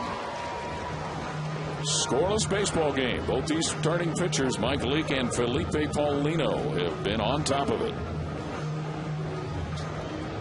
Mike Leake is out of the game now, so not in a decision situation. Lance Nix starting in center field today. Look to the 3rd strike in the 2nd and a fly ball to center field in the 4th. I don't know that Felipe Paulino could throw the ball any better than what he has done today. To limit this offense to 4 hits and scoreless through 6 is awfully good. Does not look like an 0-7 pitcher. You talked, Jeff, about how really the lack of support has been as much as undoing as anything. So look at Felipe Paulino's splits today. And not only has he been dominant on the pitching side, he's done it pretty well pitch efficient. I mean, 79 pitches through right now. It's awfully good. Scattered 4 hits. Humberto Quintero did go back out to catch, but he was on the business end of that one. This one catches him right on the chin. The old knockout punch. Look out. He's going out. He's going out. Catch him. There you go. He's having more problems than a run over dog today.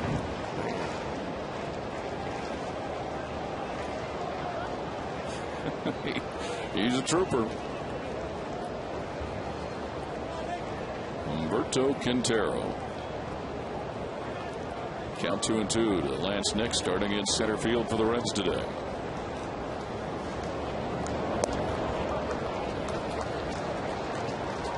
This is the one thing about this Reds lineup, and you can go 1 through 9, and I mean 9.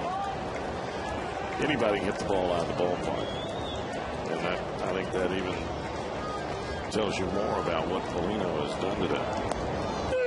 Called strike 3. That's a high strike. Second time Nix has been caught looking, and he's got a little to say about it. A little bit high. Breaking ball up, and it's out of the strike zone, but Mike Everett saw it a different way. 4th strikeout for Paulino. The 2-out hitter will be Ramon Hernandez.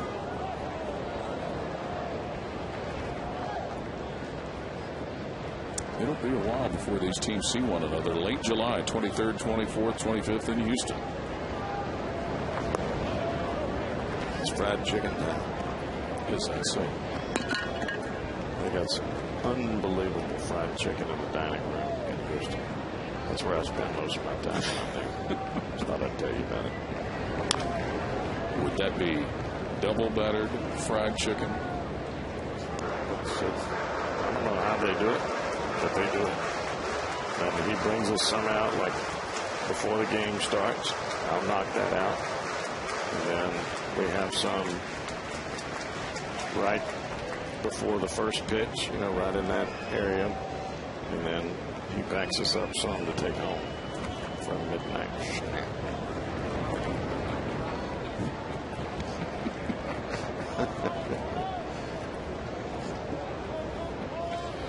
I am sorry I'm not going to get to make a trip to Houston this year to experience that. I'm not. That's more for me. Hang in there, buddy. When it comes to food, I ain't sharing. No, come on with it. You got to bring your own. All right. No, I'm just kidding. You'd share a little. I would. I'd make sure that you got taken care of. I appreciate that. With your own box.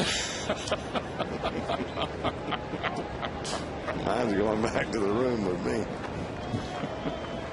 Count 2-2 on Hernandez. With 2 out and the bases empty in a scoreless ball game.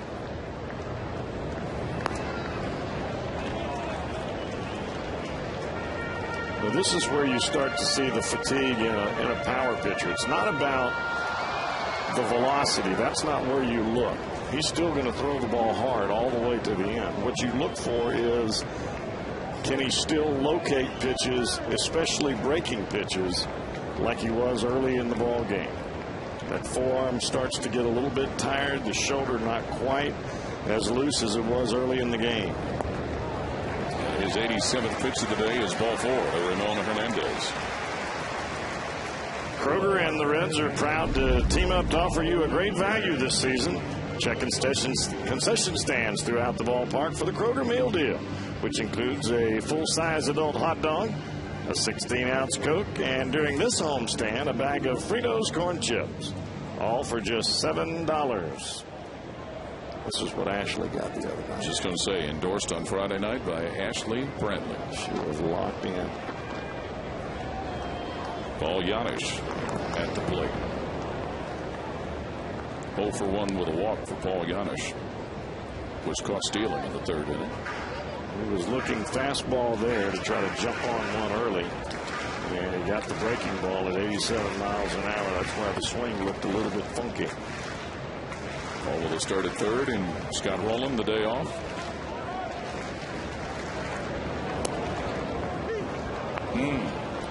Paul Janisch looks like he's got a little exception to that strike call from Mike Everett. Well, it's starting to get to the point in the ball game where everybody's pressing a little bit.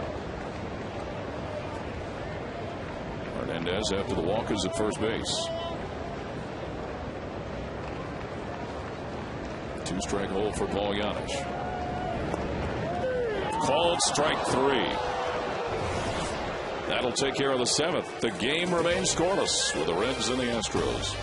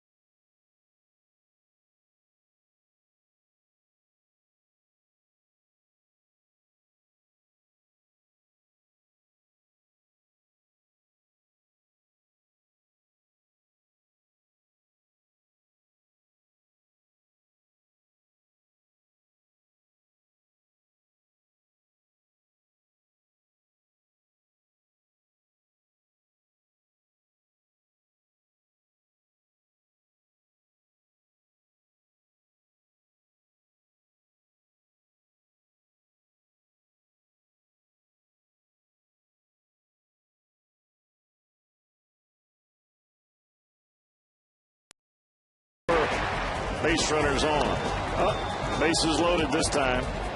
This will be 7 base runners left on for Mr. Lance Berkman. The Reds have stranded 5 as the game remains scoreless. Moving to the top of the 8th inning here at Great American Ballpark. It'll be the 5th game this year that Mike Leake has started but has not gotten a decision. That's why you and I were talking about before the ball game. He could very easily be 6-0.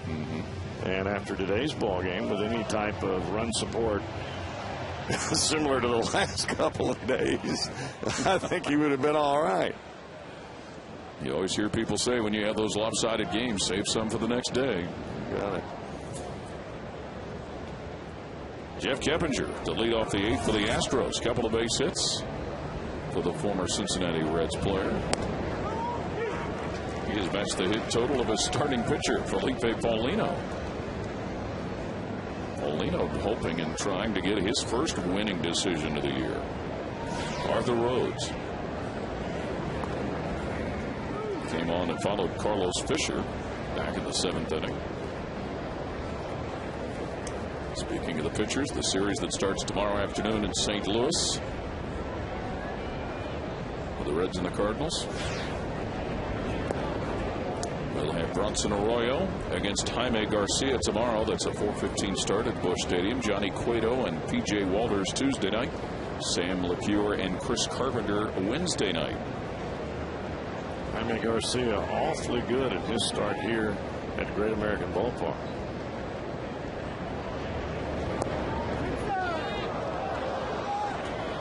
No, as they try to get the appeal down at first base. Tom Brenneman and Chris Welsh will be back with you for those 3 games in St. Louis. 3-1 the count to Jeff Keppinger from Arthur Rhodes. On strike. Then the Reds move on to Washington to meet the Nationals after an off day on Thursday. Friday night, Saturday night, and Sunday afternoon's games at Nationals Park. The challenge on this road trip. And that Washington team, as we alluded to last night, playing better than anybody would have thought, given how their struggles have been the last few years. And I think a lot of that has to do with the man that you brought up last night in Matt Capps. He's thrown the ball very well, leads the National League in saves. You get a lead and you turn it over to your closer at the end of the game, you expect to walk home a victor. Keppinger grounds this to Cabrera.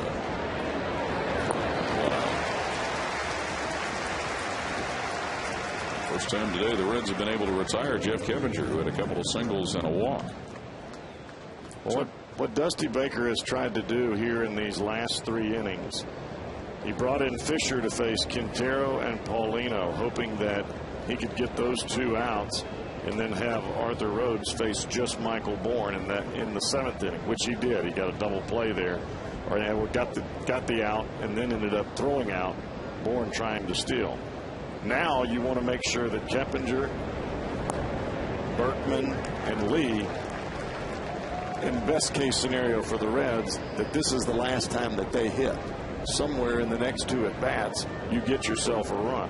That's why he's got his best pitcher on the mound facing their best hitters.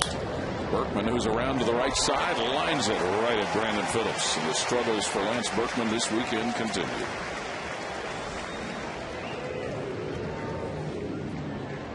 The way he scalds the ball in this ballpark traditionally, that's a major victory to keep him in check. Well, you're fortunate to catch this club at a time where they're not playing very well, and we've seen this a long time where I wonder if something is up with Rhodes. Yeah, Brian Price immediately came out of the dugout to go look at Arthur Rhodes.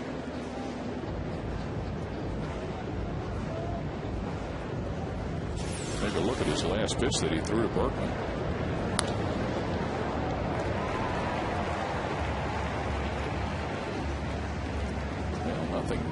I think it's his foot.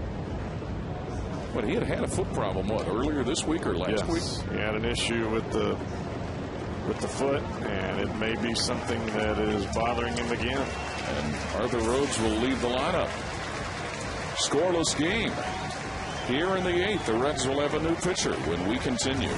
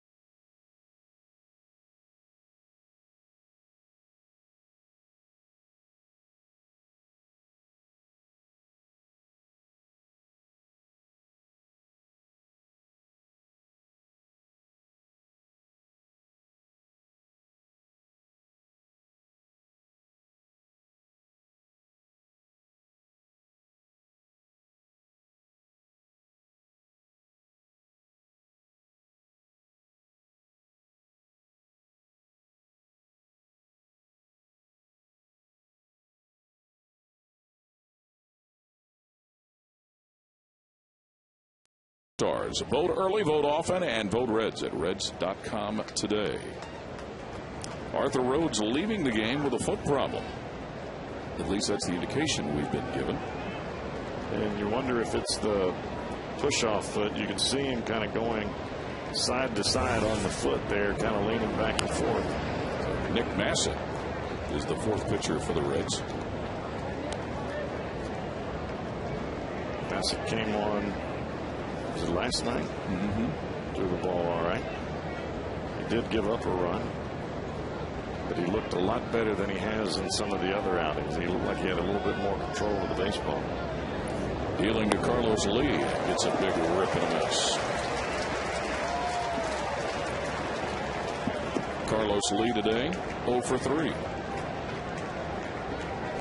after a couple of doubles last night. And in a 2-strike hole with 2 gone. And we talked about that All-Star game being in Anaheim. Probably the very first All-Star game you can ever remember paying attention to was in Anaheim on TV back in 1967. Tony Perez hit the home run that won the game for the National League at the 16th inning. Strikeout of Carlos Lee. And the Reds finish off the top of the 8th. Game remains scoreless here at Great American.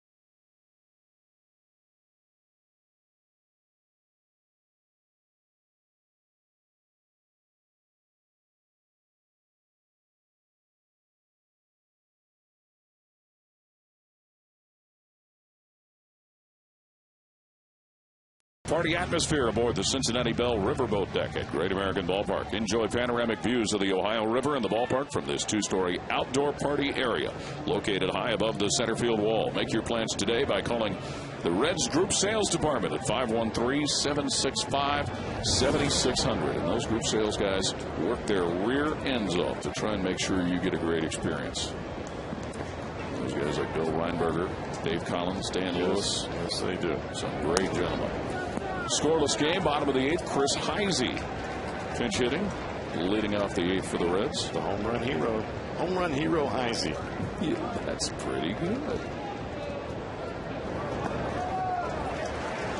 And Chris Heisey in pinch hitting roles has certainly paid dividends for the Reds as of late.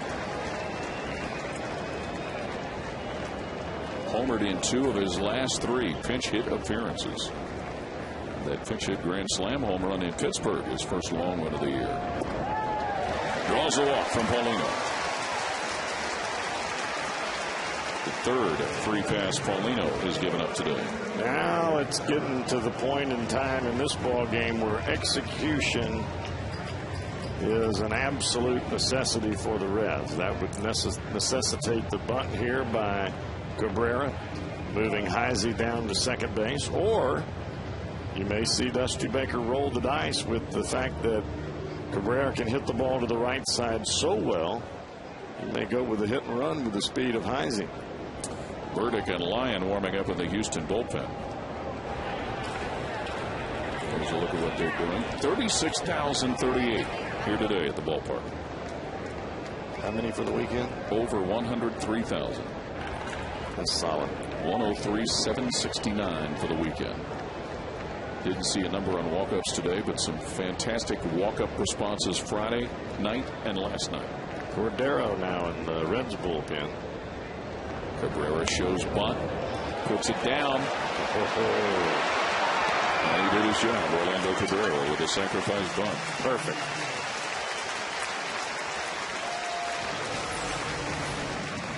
You catch the baseball with the fat end of the bat. And you see Cabrera do that there. Puts it right out onto the grass. Lands it nice and soft.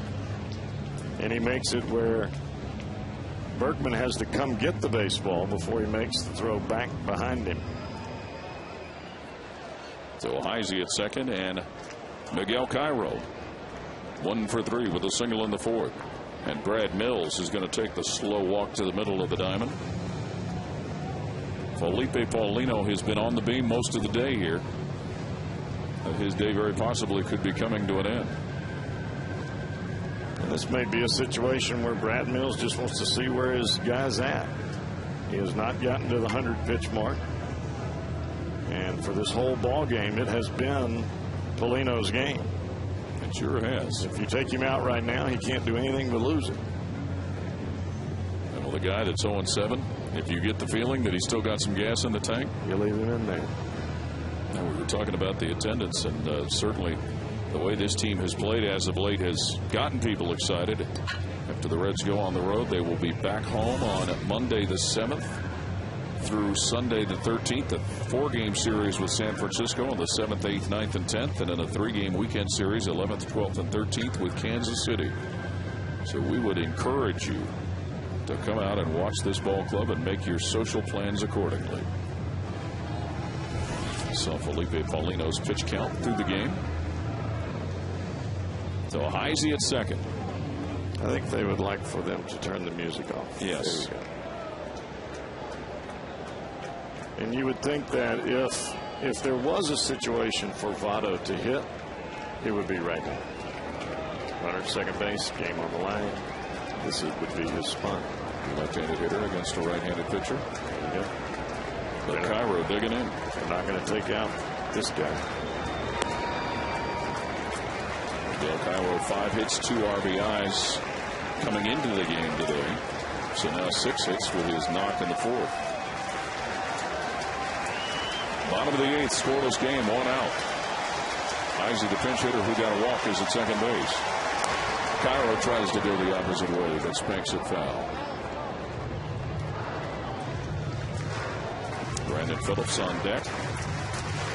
There's what Miguel Cairo has done in the last 10 days. Mike Fontenot has surpassed him earlier today when we showed you that. It's a shame to have 2 Cincinnati batters there in the 500s. Shame.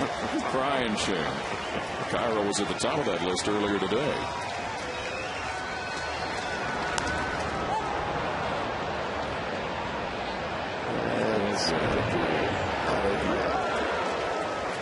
Berkman leaning over. You see some of the highlights of those catches Ike Davis of the Mets has made, leaning over the railing. Takes a particular amount of balance and reach and lack of fear and bravery. 1-2 to Miguel Cairo.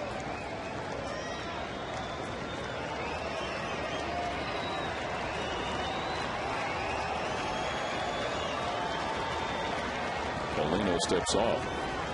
Another streak that is to be concerned about or considered, the 18 consecutive games with a homer that the Reds have going.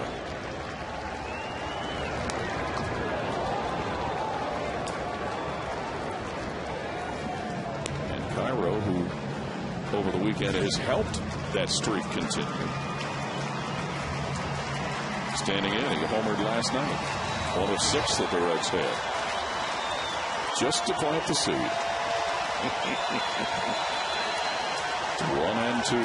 Heisey at second. Felipe Paulino against Miguel Cairo.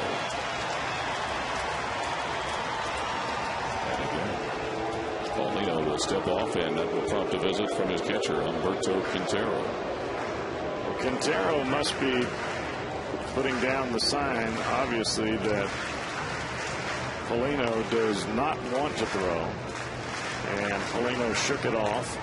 Quintero put it down again, and you could tell that even during that meeting there, Paulino a little frustrated with his catcher right now.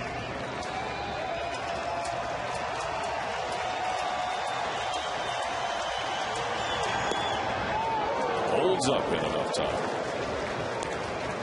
Even the count at 2-2. Yes, yes, yes, yes. No, no, no, no, no, no, no. Out of it.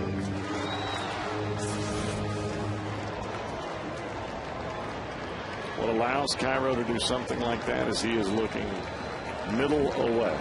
If he throws a fastball in, he's going to lock him up. This will be pitch number 101 for Paulino. Cairo strokes that, or Blum has it at third. 2 out. Heisey holds pat at second.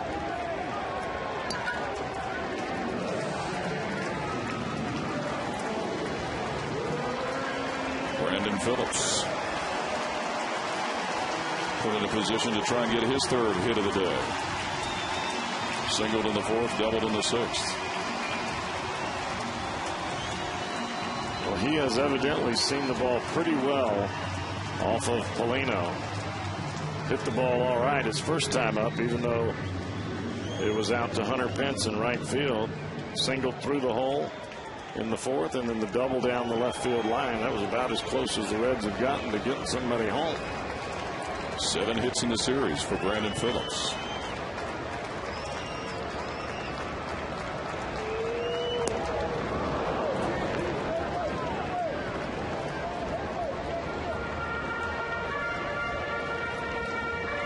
You mentioned Paulino, a power pitcher. He still looks pretty strong out there, Jeff. He does. I think when you're 0-7, every game is like the last game of the World Series for you.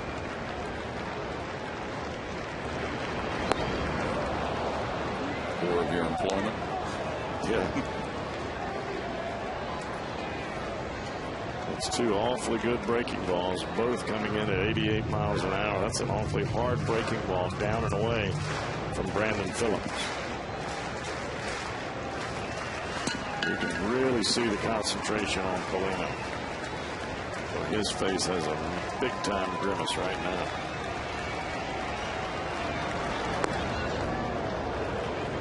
One and 2. Jay Bruce on deck. And if the inning would continue in the hole, Johnny Gomes. Scoreless ball game. Bottom of the 8th here at Great American. Heisey at second. Pinch hitter who walked and was moved up on a sacrifice bunt by Cabrera. Loose. 4 consecutive breaking balls to Brandon Phillips. The last 2 didn't do a whole lot. That's the danger of repeating the same pitch over and over and over again. You try to be too perfect. You squeeze that thing a little bit too hard, and you hang one in the middle of the plate. That might be your game. 5 in a row. Well, here's some drama for you. Full count. 2 out, 1 on. Scoreless baseball game.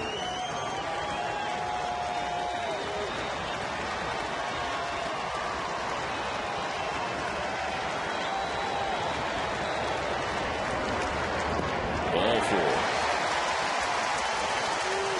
The 4th walk issued by Paulino. Well, it did not look at all like he wanted any part of Brandon Phillips. Through the first 2 breaking balls, they were down and away. Phillips took a swing at them, and they were both off the plate. The next 4 pitches were in the same spot. Maybe that single and that double got his attention. You would think. And that's the second of the 4 walks that have come in this inning. Jay Bruce. You see what his day has been like at the plate.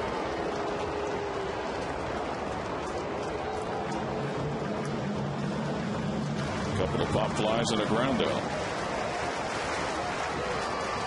And this is where, if you're Brad Mills as a manager, you just agonize. Got the outside corner.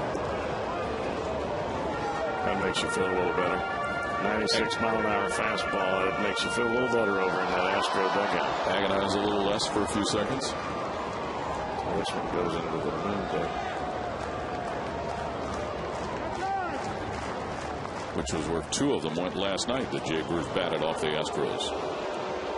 Well, Paulino is getting upset out there on the mound with his catcher, Quintero.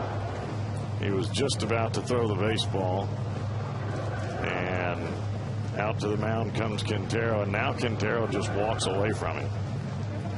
And he's looking in the dugout. Quintero's looking in the dugout, basically telling him he's in trouble. Not a good time to be arguing on the mound. And the trouble continues.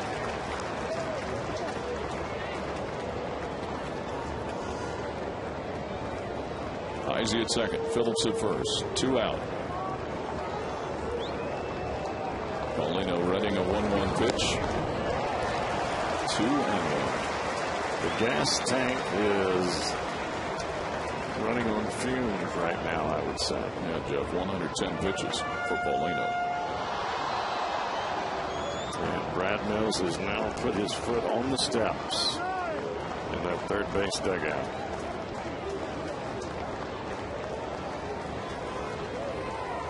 Well, that's got to be disconcerting when you see the pitcher and the catcher. Well, they are at odds right now. Yeah, a little house squabble. It's not going to get any better. Paulino is fighting for his life out there, and he's just upset. Wow.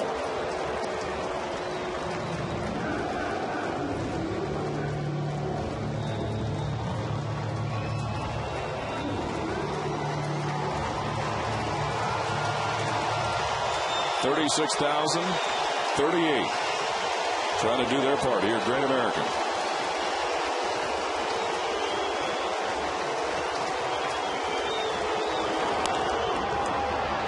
Berkman gobbles it up, and the Astros get out of the inning. Paulino toughs his way through it.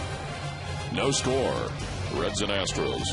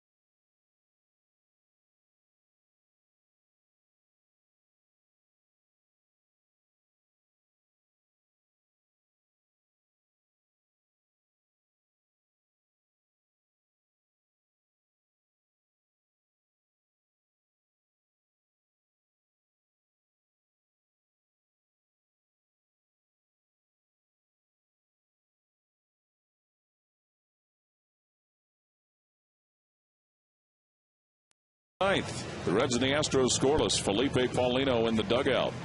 Everybody giving him some praise for his effort. He and Humberto Quintero still having a little bit of a squabble, but Paulino trying to bury the hatchet there. Yeah, grabbed him around the neck, gave him a little burr rub on the back of the head. What an effort by Paulino. Not necessarily his best stuff there in the last inning, but he got out of it. Francisco Cordero out of the bullpen, making his first appearance of the series for the Reds. Well, he has not had any work, as you just said, and going into the series with St. Louis starting tomorrow, you got to get yourself sharp. Hunter Pence to lead off the top of the ninth. I always thought from a closer's perspective, at least when I was pitching, that you could have a couple of days off, but not a third day. If you had that third day off, your arm just got out of sorts. You lost your crisp fastball. You lost the touch on the breaking ball.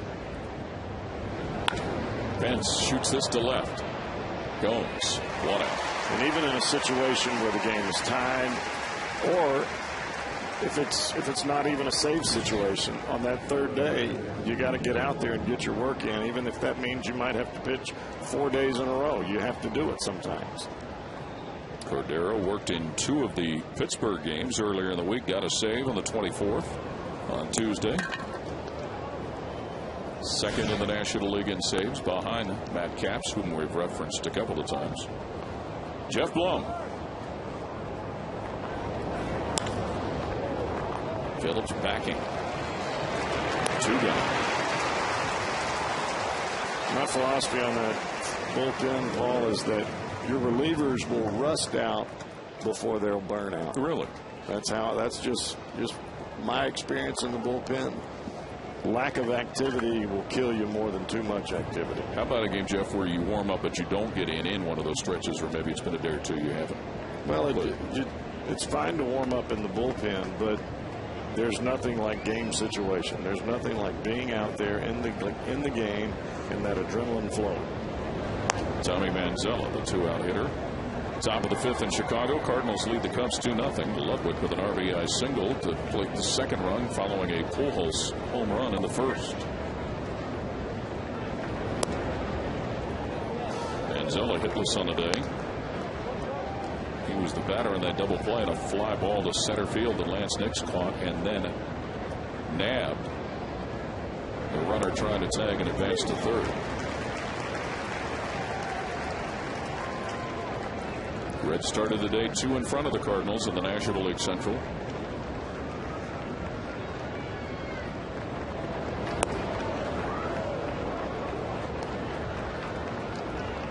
Now 3-1 Cordero against Manzella. Quintero, the catcher, the on-deck batter.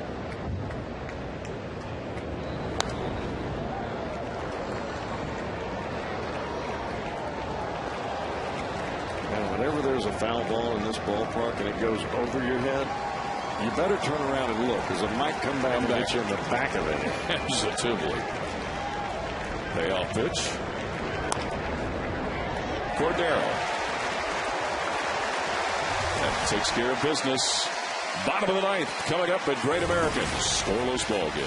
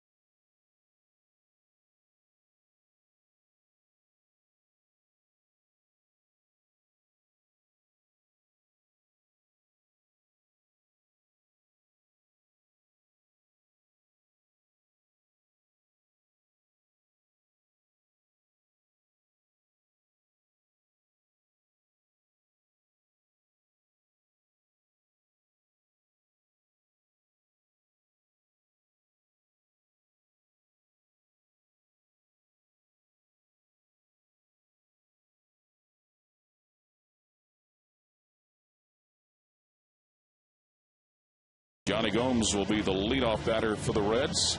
He will be followed by Lance Nix and Ramon Hernandez. They will have a new Houston pitcher to deal with.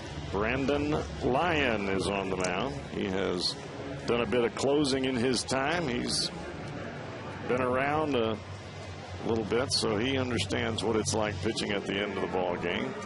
See that ERA? Nice. He's got 3-1 record, 23 games. Only 4 walks, and that is key on pitching out of the bullpen. You don't want to give free passes.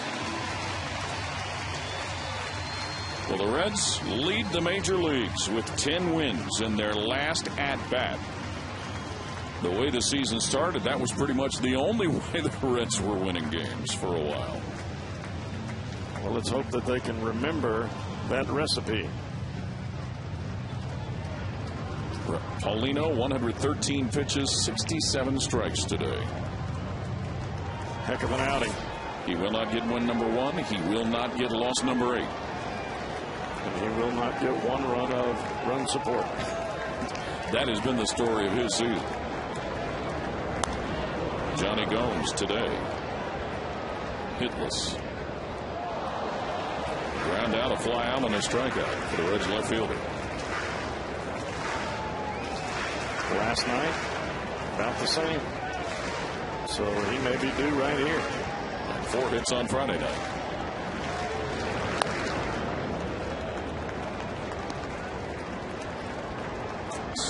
Started the day leading the National League in hitting with runners in scoring position, and the second best batting average in the month of May in the league.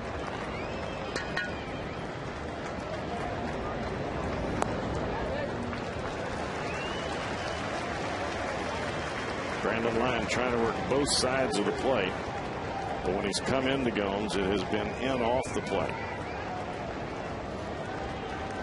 Count 2-1 on the Reds left fielder.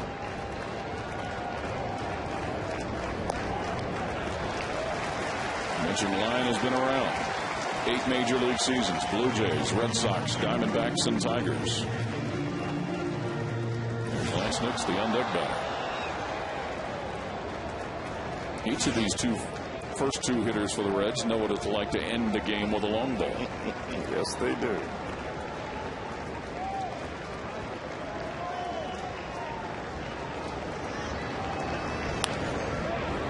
In the hole, base hit, Johnny Gomes. His first hit since Friday night.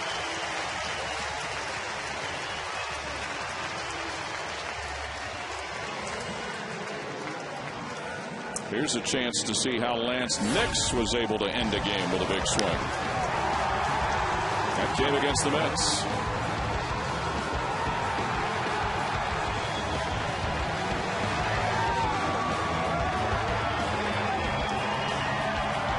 Nix has homered in 3 of his last 4 starts.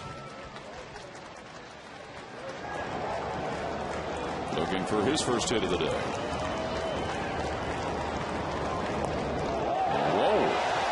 Gomes is going to get second base easily. Nix showed bunt and almost got plunked. That was a two-seam fastball that Lyon gets on top of, and instead of the ball sinking, watch this ball cut at the last second. Oh, my goodness. Two-seam fastball, and that's supposed to sink away from the left-hander, and it ends up cutting to the other side of the plate and all the way to the backstop. 5th inning at Wrigley. St. Louis a 4-0 lead over Chicago. Guess who's hit his second home run of the day? Albert Pujols hit a 2-run blast. Well, Brad Mills out of the dugout here in the middle of the at-bat.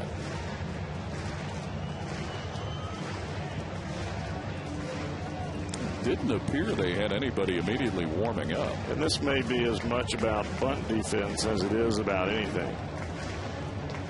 Because if Nix is asked to bunt here, it will be a bunt down the third baseline in order to draw Blum in at third base and allow the runner to move from second to third.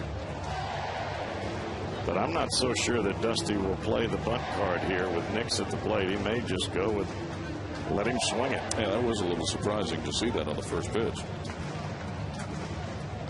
Well, at first base, it's not as much of a surprise as it would be here. Okay, gotcha.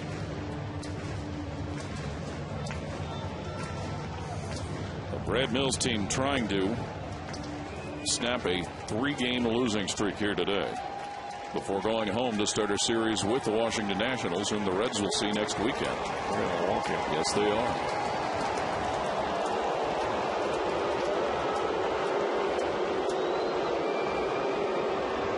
That'll be the 5th walk given up by Houston pitchers today. So that sets up the force at 3rd, 2nd, and 1st. And we'll bring Ramon Hernandez to the plate with 2 on.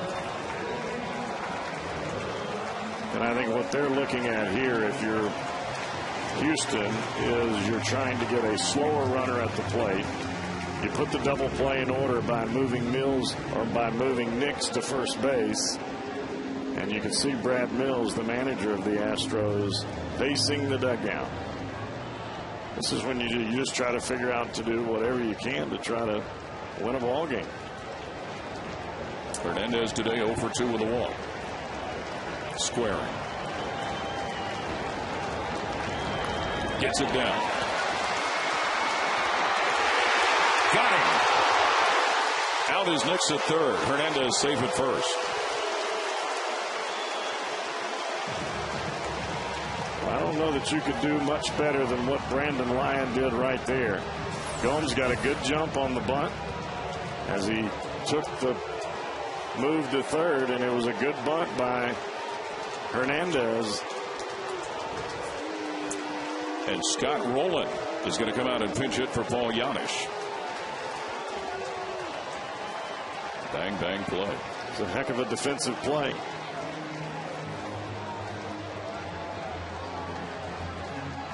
That was a good bunt, too. I mean, the bunt by Hernandez is down the 3rd base line. But if you're Brandon Lyon, he got off the bat, he got off the mound just like he's supposed to. He got to the baseball, he barehanded, turned, and fired a strike right to Blum at 3rd base. That's what you're supposed to do. Very decisive. Well, Scott Rowland had the day off in the starting lineup. Yesterday, Scott Rowland, a base hit, an RBI, a run scored in 4 at-bats.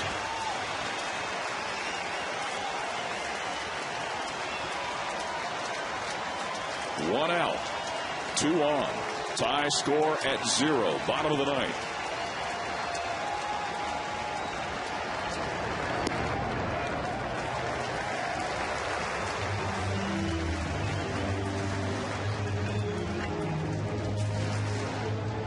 Home runs this year for Scott Rowland, 32 driven in. The 11 homers ties his season's total of the last 2 years. Brandon Lyon.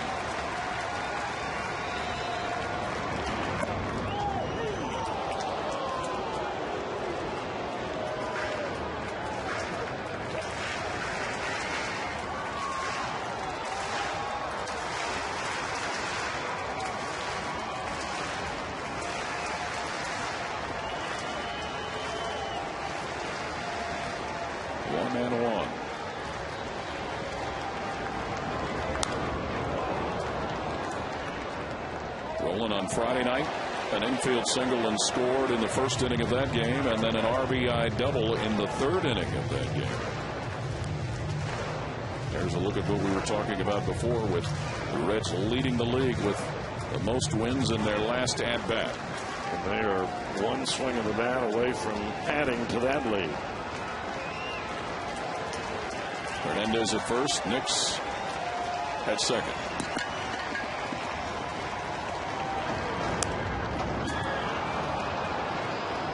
Jeff Keppinger takes charge for the 2nd out.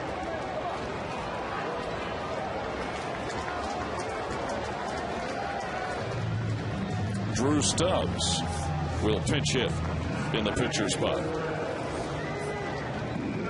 It's a couple of awfully good pitches there by Brandon Lyon. Started a sinker in the heart of the plate and ran it right in on the hands of Scott Rowland. Rowland trying to look to shoot the ball the other way, and that ball got right in on him. Stubbs, one of the 6 home runs that the Reds hit last night. 3 hits, 3 runs scored in 4 at-bats for the normal starting center fielder. Big rip on the offering from Brandon Lyon.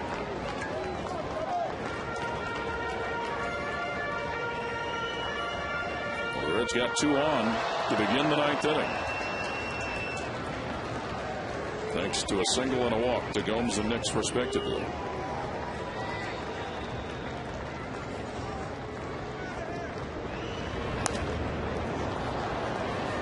Brandon Lyon on in relief of Felipe Paulino of Houston.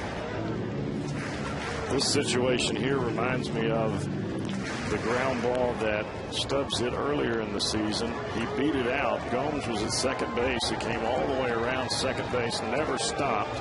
Ended up scoring on an infield single from second base that Stubbs had hit because the first baseman got paralyzed.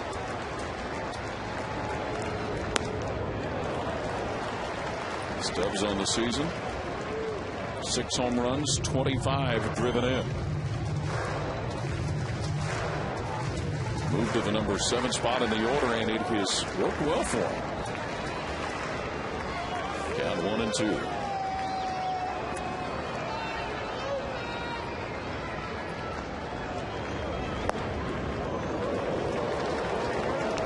Awfully good eye right there. That was a close pitch to take. Very good eye.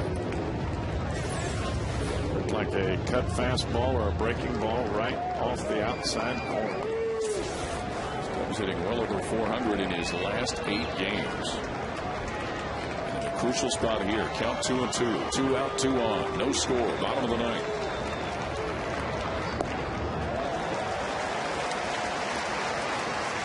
Brandon Lyon creating some difficulty for himself.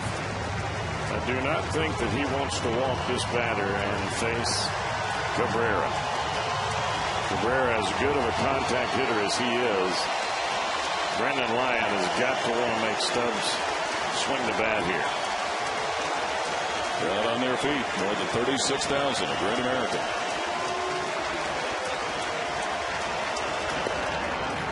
Just what you talked about.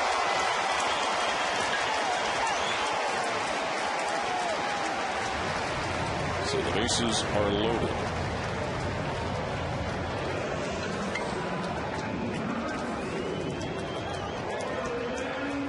And Orlando Cabrera knows what this is like.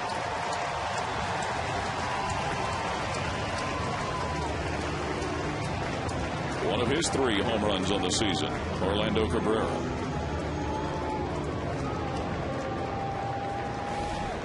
The Reds have done this so many times this year, it's almost as though they expect it. 2 outs, bases loaded, and awfully good contact hitter right here.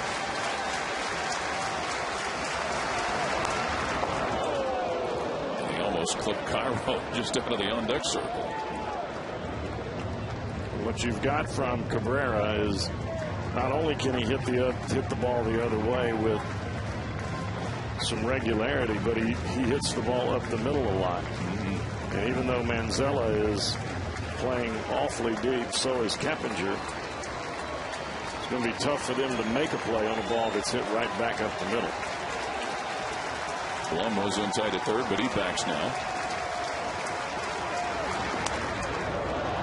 Lifted into the seats. You saw the graphic. 5 career walk-off homers for Orlando Cabrera today. Hitless, but he had a 8th inning sacrifice bunt that moved Chris Heisey to second base. What must Felipe Paulino be thinking? Well, the thing that Paulino can't worry about is what his offense does. All he can do is just pitch. And he did that today. As good as you could do against this offense. 1-2. He sure did. And chipped in with a couple of base hits himself. Right. I mean, I don't think you can do any more than what Paulino did today. And that's a lot of young pitchers will get caught up in that, thinking that they have to do something special in order for their club to score runs. It's not about your team. It's about the other team. You just do what you're supposed to do and hope your guys can do their job. It doesn't always work out that way, though. Brandon Lyon, who began as a starter with Toronto before transitioning into a reliever.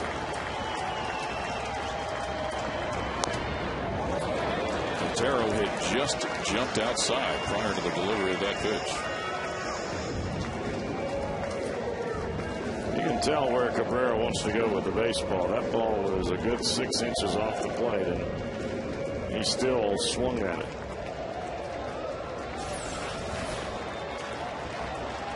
You can see a little lunge right at the last second where that ball hits right off the end of the bat.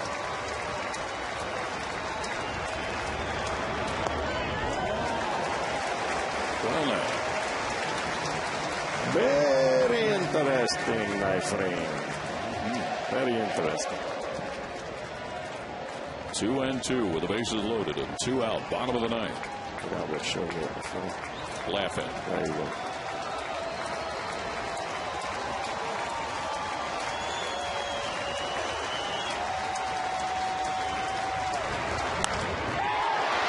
Right center. Will it get in? Chasing is Pence. He's got it. What a catch by Hunter Pence. After 9, nobody has scored here at Great American.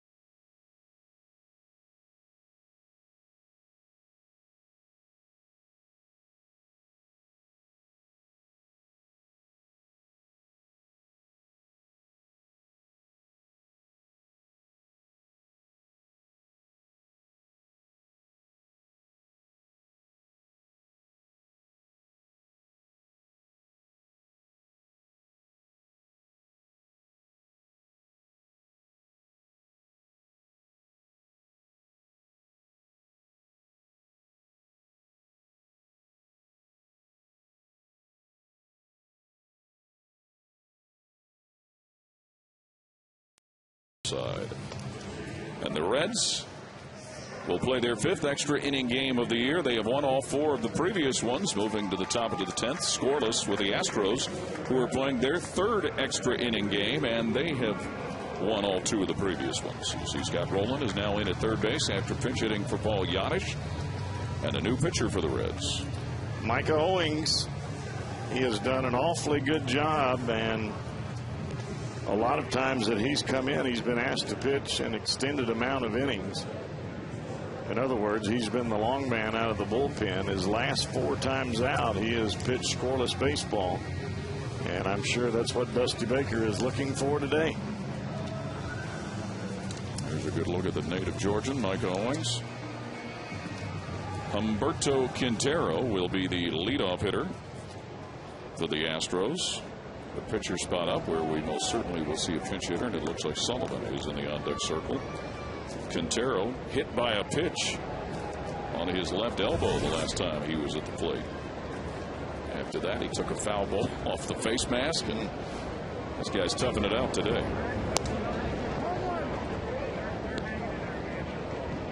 A couple of ground ball outs for Humberto Quintero. So Micah Owings follows Mike Leake, Carlos Fisher, Arthur Rhodes, Nick Massett, and Francisco Cordero. It'd be something for Mike Owings to be able to put some zeros on the board and allow the Reds to come back and win this game. if that's the case and he gets the win, it'll be win number 4 for him. And that would tie Mike Leake for the most wins on the staff. Well, I mean, Cueto has 5, but I mean, you're still talking about a percentage. Yes. Pop fly, Phillips, 1 out. A reliever being able to do what Mike Leake's done on the scoring side, on the winning side. So the Astros will have Corey Sullivan coming up to pinch hit.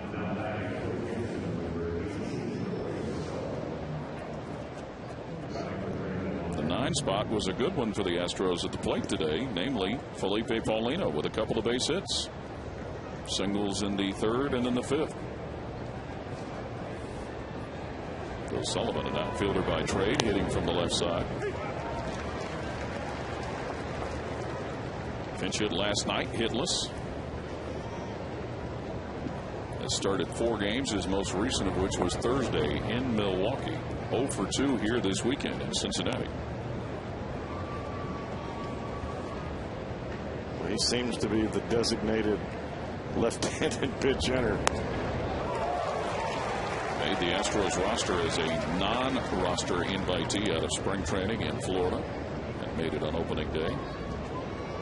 Wilton Lopez warming up down in the Astro bullpen. Seen him this weekend. Look at Wilton Lopez. 2-2 on Corey Sullivan. On deck would be Bourne, the leadoff hitter. Scoreless game, top of the 10th here at Great American. Almost a nice catch up there in the stands.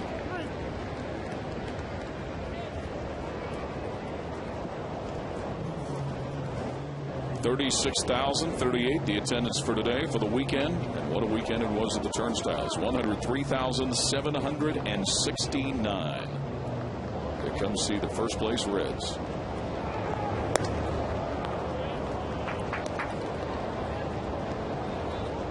Cardinals with a 4-0 lead over the Cubs in the 6th inning at Wrigley Field. So if that holds the way it is, the Reds would be trying to stretch out a victory that would keep them 2 games in first place. Ball 4 on a little pseudo check by Sullivan. Like a changeup on the inside corner, and Sullivan started to go and just held up right at the last second. Walk given up by Reds pitchers today.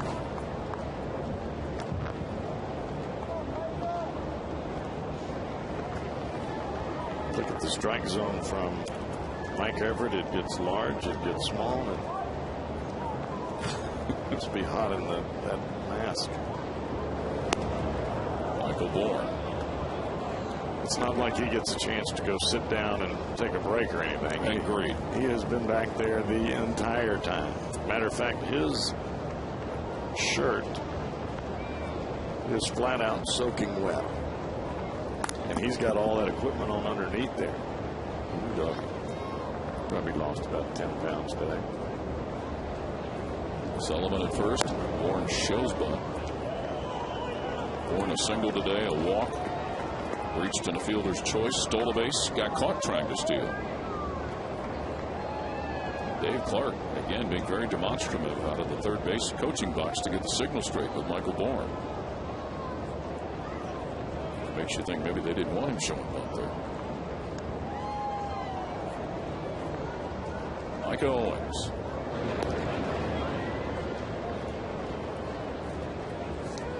Steve Baker has had to give that bullpen quite a bit of work today. The only thing with Owens that has had an issue with him is the base on balls, and there have been times where he has gotten in some trouble with that. And he's close to that. Well, you don't want to do that now with the guys that you have coming up after Michael Bourne. I mean, Lance Berkman and Carlos Lee are still looming.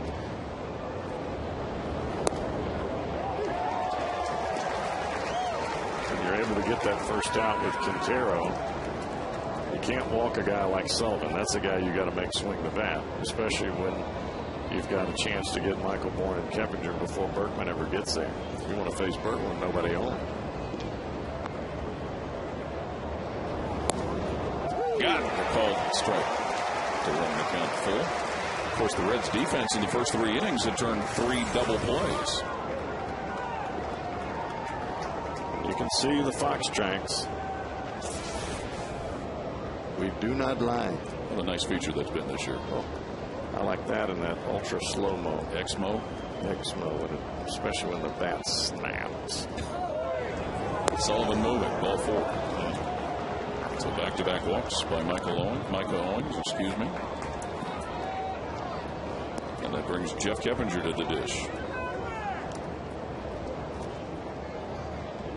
Brian Price is going to have a little talk with Micah Owings and find out what's going on.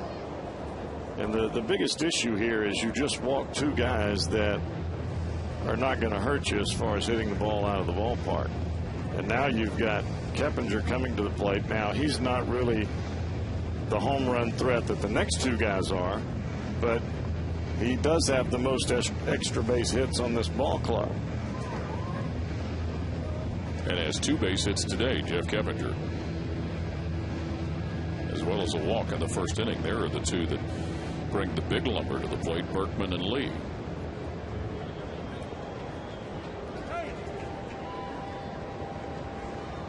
So Jeff Keppinger.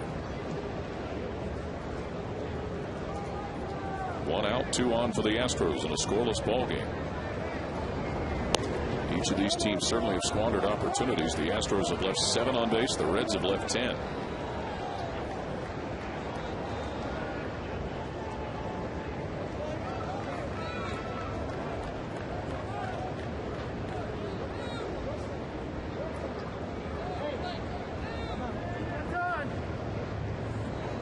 We've gone into extra innings. It's almost like the crowd needs to recharge here. Well, a lot of this is brought on the pitcher. When you start walking guys and slowing down the pace of the game, you take the crowd out of the game. That's why you're taught to work fast and throw strikes. Keppinger puts one where rolling in foul territory. Will make the play for the second out.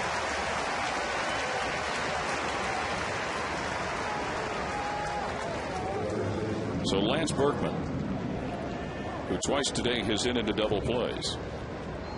0 for 4. And back to hitting from the left side. And if you get either Sullivan or Michael Bourne, instead of walking them, you don't have to face this guy and give him a chance to put the Astros on top with 1 swing of the bat. There's a dangerous swing. Sullivan will race home, as will Bourne. And Lance Berkman, a 2-run double, held in check all weekend until now to give the Astros a 2-0 lead. I mean, this is more about issuing the 2 walks than it is about Berkman there. I mean, that ball is right down the heart of the plate. You couldn't put it on a tee any better than that. Listen to this baby.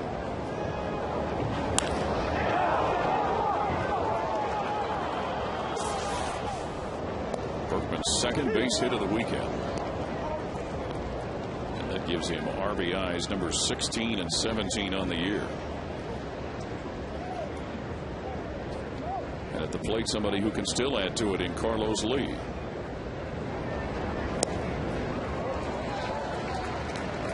Carlos Lee today 0 for 4, one of those being a strikeout in the 8th.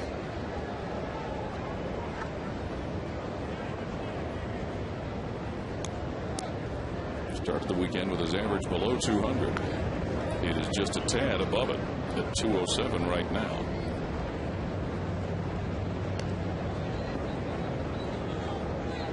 Even in the midst of a struggling season, Lee and Berkman are still guys you've got to figure are going to make somebody pay at some point in time. They're dangerous at any point in time. I mean, their background tells you that. Got it. But the Astros do damage, scoring 2 on the RBI double by Berkman. 2-0 Houston.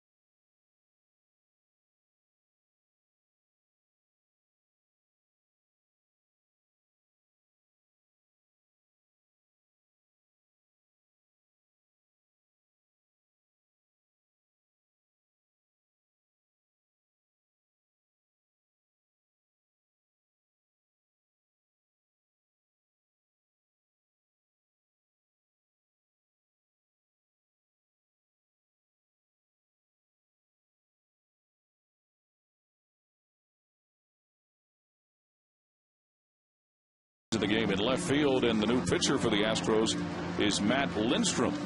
He is the closer for the Houston Astros, and you see those numbers, and that'll tell you why. A 2.14 earned run average. And I have watched this kid hit triple digits on more than one occasion. He can rush it up there with the best of them. When last seen, he walked in the game-winning run for Milwaukee on Thursday afternoon at Miller Park. He has had bits of wildness before, but when you throw as hard as he does, it's going to be an exciting ninth, or 10th, I should say. And you had a look at the demon of Great American Ballpark, Lance Berkman, down there at first base. A 2-run double to give the Astros the only runs of the game so far. Miguel Cairo to lead off the bottom of the 10th for the Reds, and he looks at a strike. Cairo 1 base hit on the day, a single in the 4th.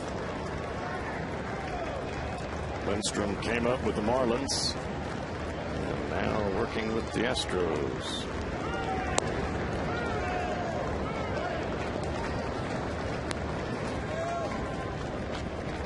And a streak earlier this year of 13 1/3 consecutive scoreless innings. They were snapped. And he's pretty been giving up runs over the course of the year.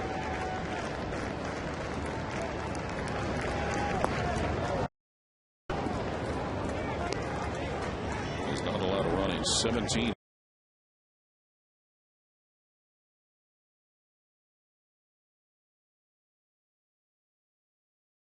He is awfully tough to get anything off of.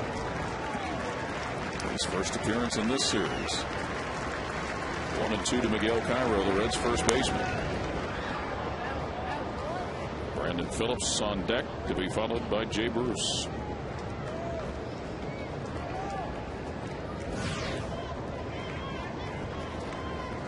When he first came up with the Marlins, his mechanics, I mean, even now he's still very herky-jerky on the mound. But he used to be arms over the head and legs everywhere. You didn't know where the ball was going.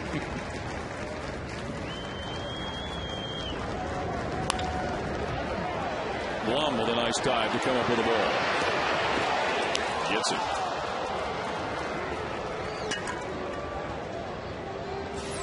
When that ball comes off the bat, you think, base hit. Highway robbery. Jeff Blum. And the key there is not just the catch of the baseball, it's how quick you get up off the ground after the catch. Because you got to get up and make a throw across the diamond.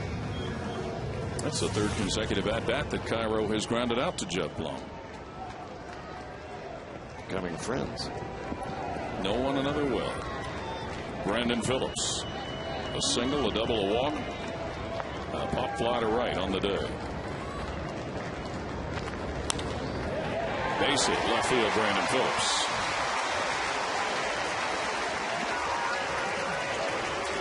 So a 3-hit day for the Reds' second baseman. First pitch fastball down in the strike zone.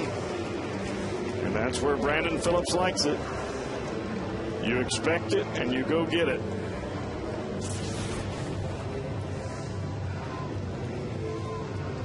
Jay Bruce. Now the Reds can apply a little pressure to Mr. Lindstrom. Yes, they can.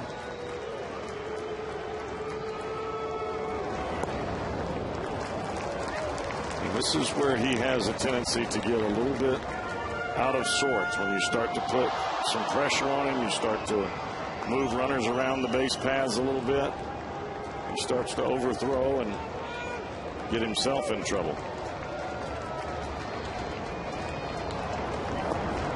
Safe to say that Jay Bruce is due.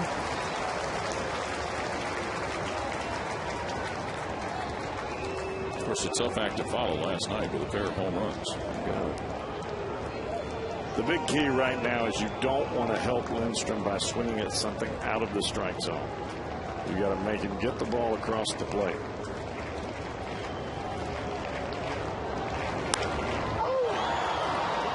Born from center.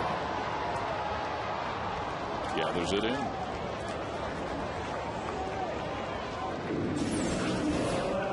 Looked like a fastball right down the heart of the plate, and Jay gets out in front of it a little bit. Hits it off the end of the bat, and didn't have a whole lot of carry to it.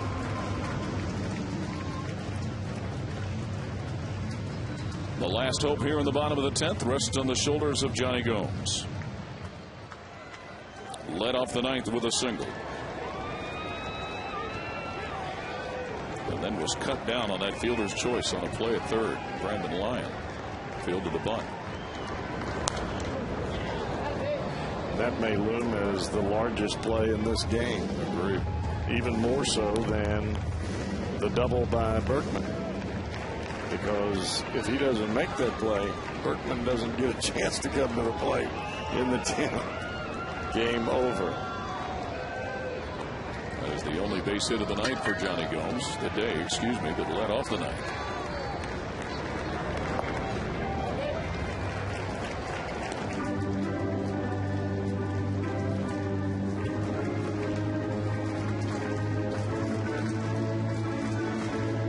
And you can never put it past Johnny Gomes to run into one of these heaters.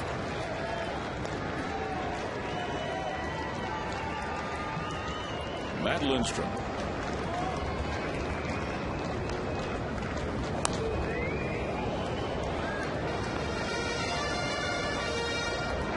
One strike away from ending it for Lindstrom and the Astros, who are trying to snap a 3-game losing streak. Lindstrom, a native of Rexburg, Idaho.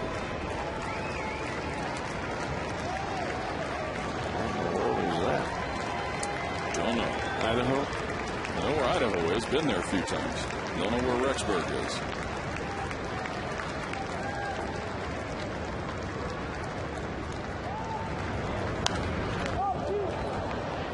And that might get out of play.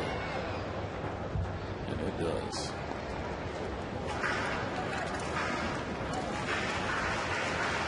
Most of the folks up in that neck of the woods play hockey. Coeur d'Alene, beautiful place.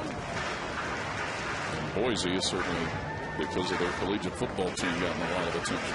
That's the Bluefield people, right? The blue turf, the Smurf turf. There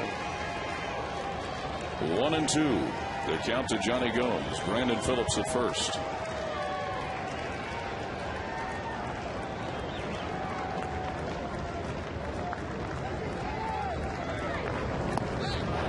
And that's got it. The winning streak over for the Reds. The Astros end a 3-game losing streak. 2-0. Houston with a victory. Lance Berkman who had been having a tough weekend, comes up with a 2-run double in the top of the 10th inning to give Houston the victory. The Reds, who started the day 2 games ahead of the Cardinals and first in the National League Central, could find themselves with just a game lead if St. Louis hangs on to win. Been a great weekend. It really has, and this was not a terrible ball game for the Reds. Obviously, it's not a winning ball game, which you've come to almost expect from the Reds each and every time that they take the field. But what I look at from the Reds is that they gave themselves a chance to win, and more times than not. And especially at the end of the ball game there in the 9th inning, they had Lyon on the ropes and weren't able to cash it in. They were 1 hit away from really putting the game away at that point. And you got some great pitching performances, and just came down to one swing of the bat off the guy that owns the Reds in this ballpark, and that's Lance Berkman. You got that right. 2-0 to final. The Astros with the victory over the Reds. With a preview of Reds Live, we'll go down to Jim Day. Guys, thank you very much. When Lance Berkman stepped in there in the 10th, 0 for 4 on the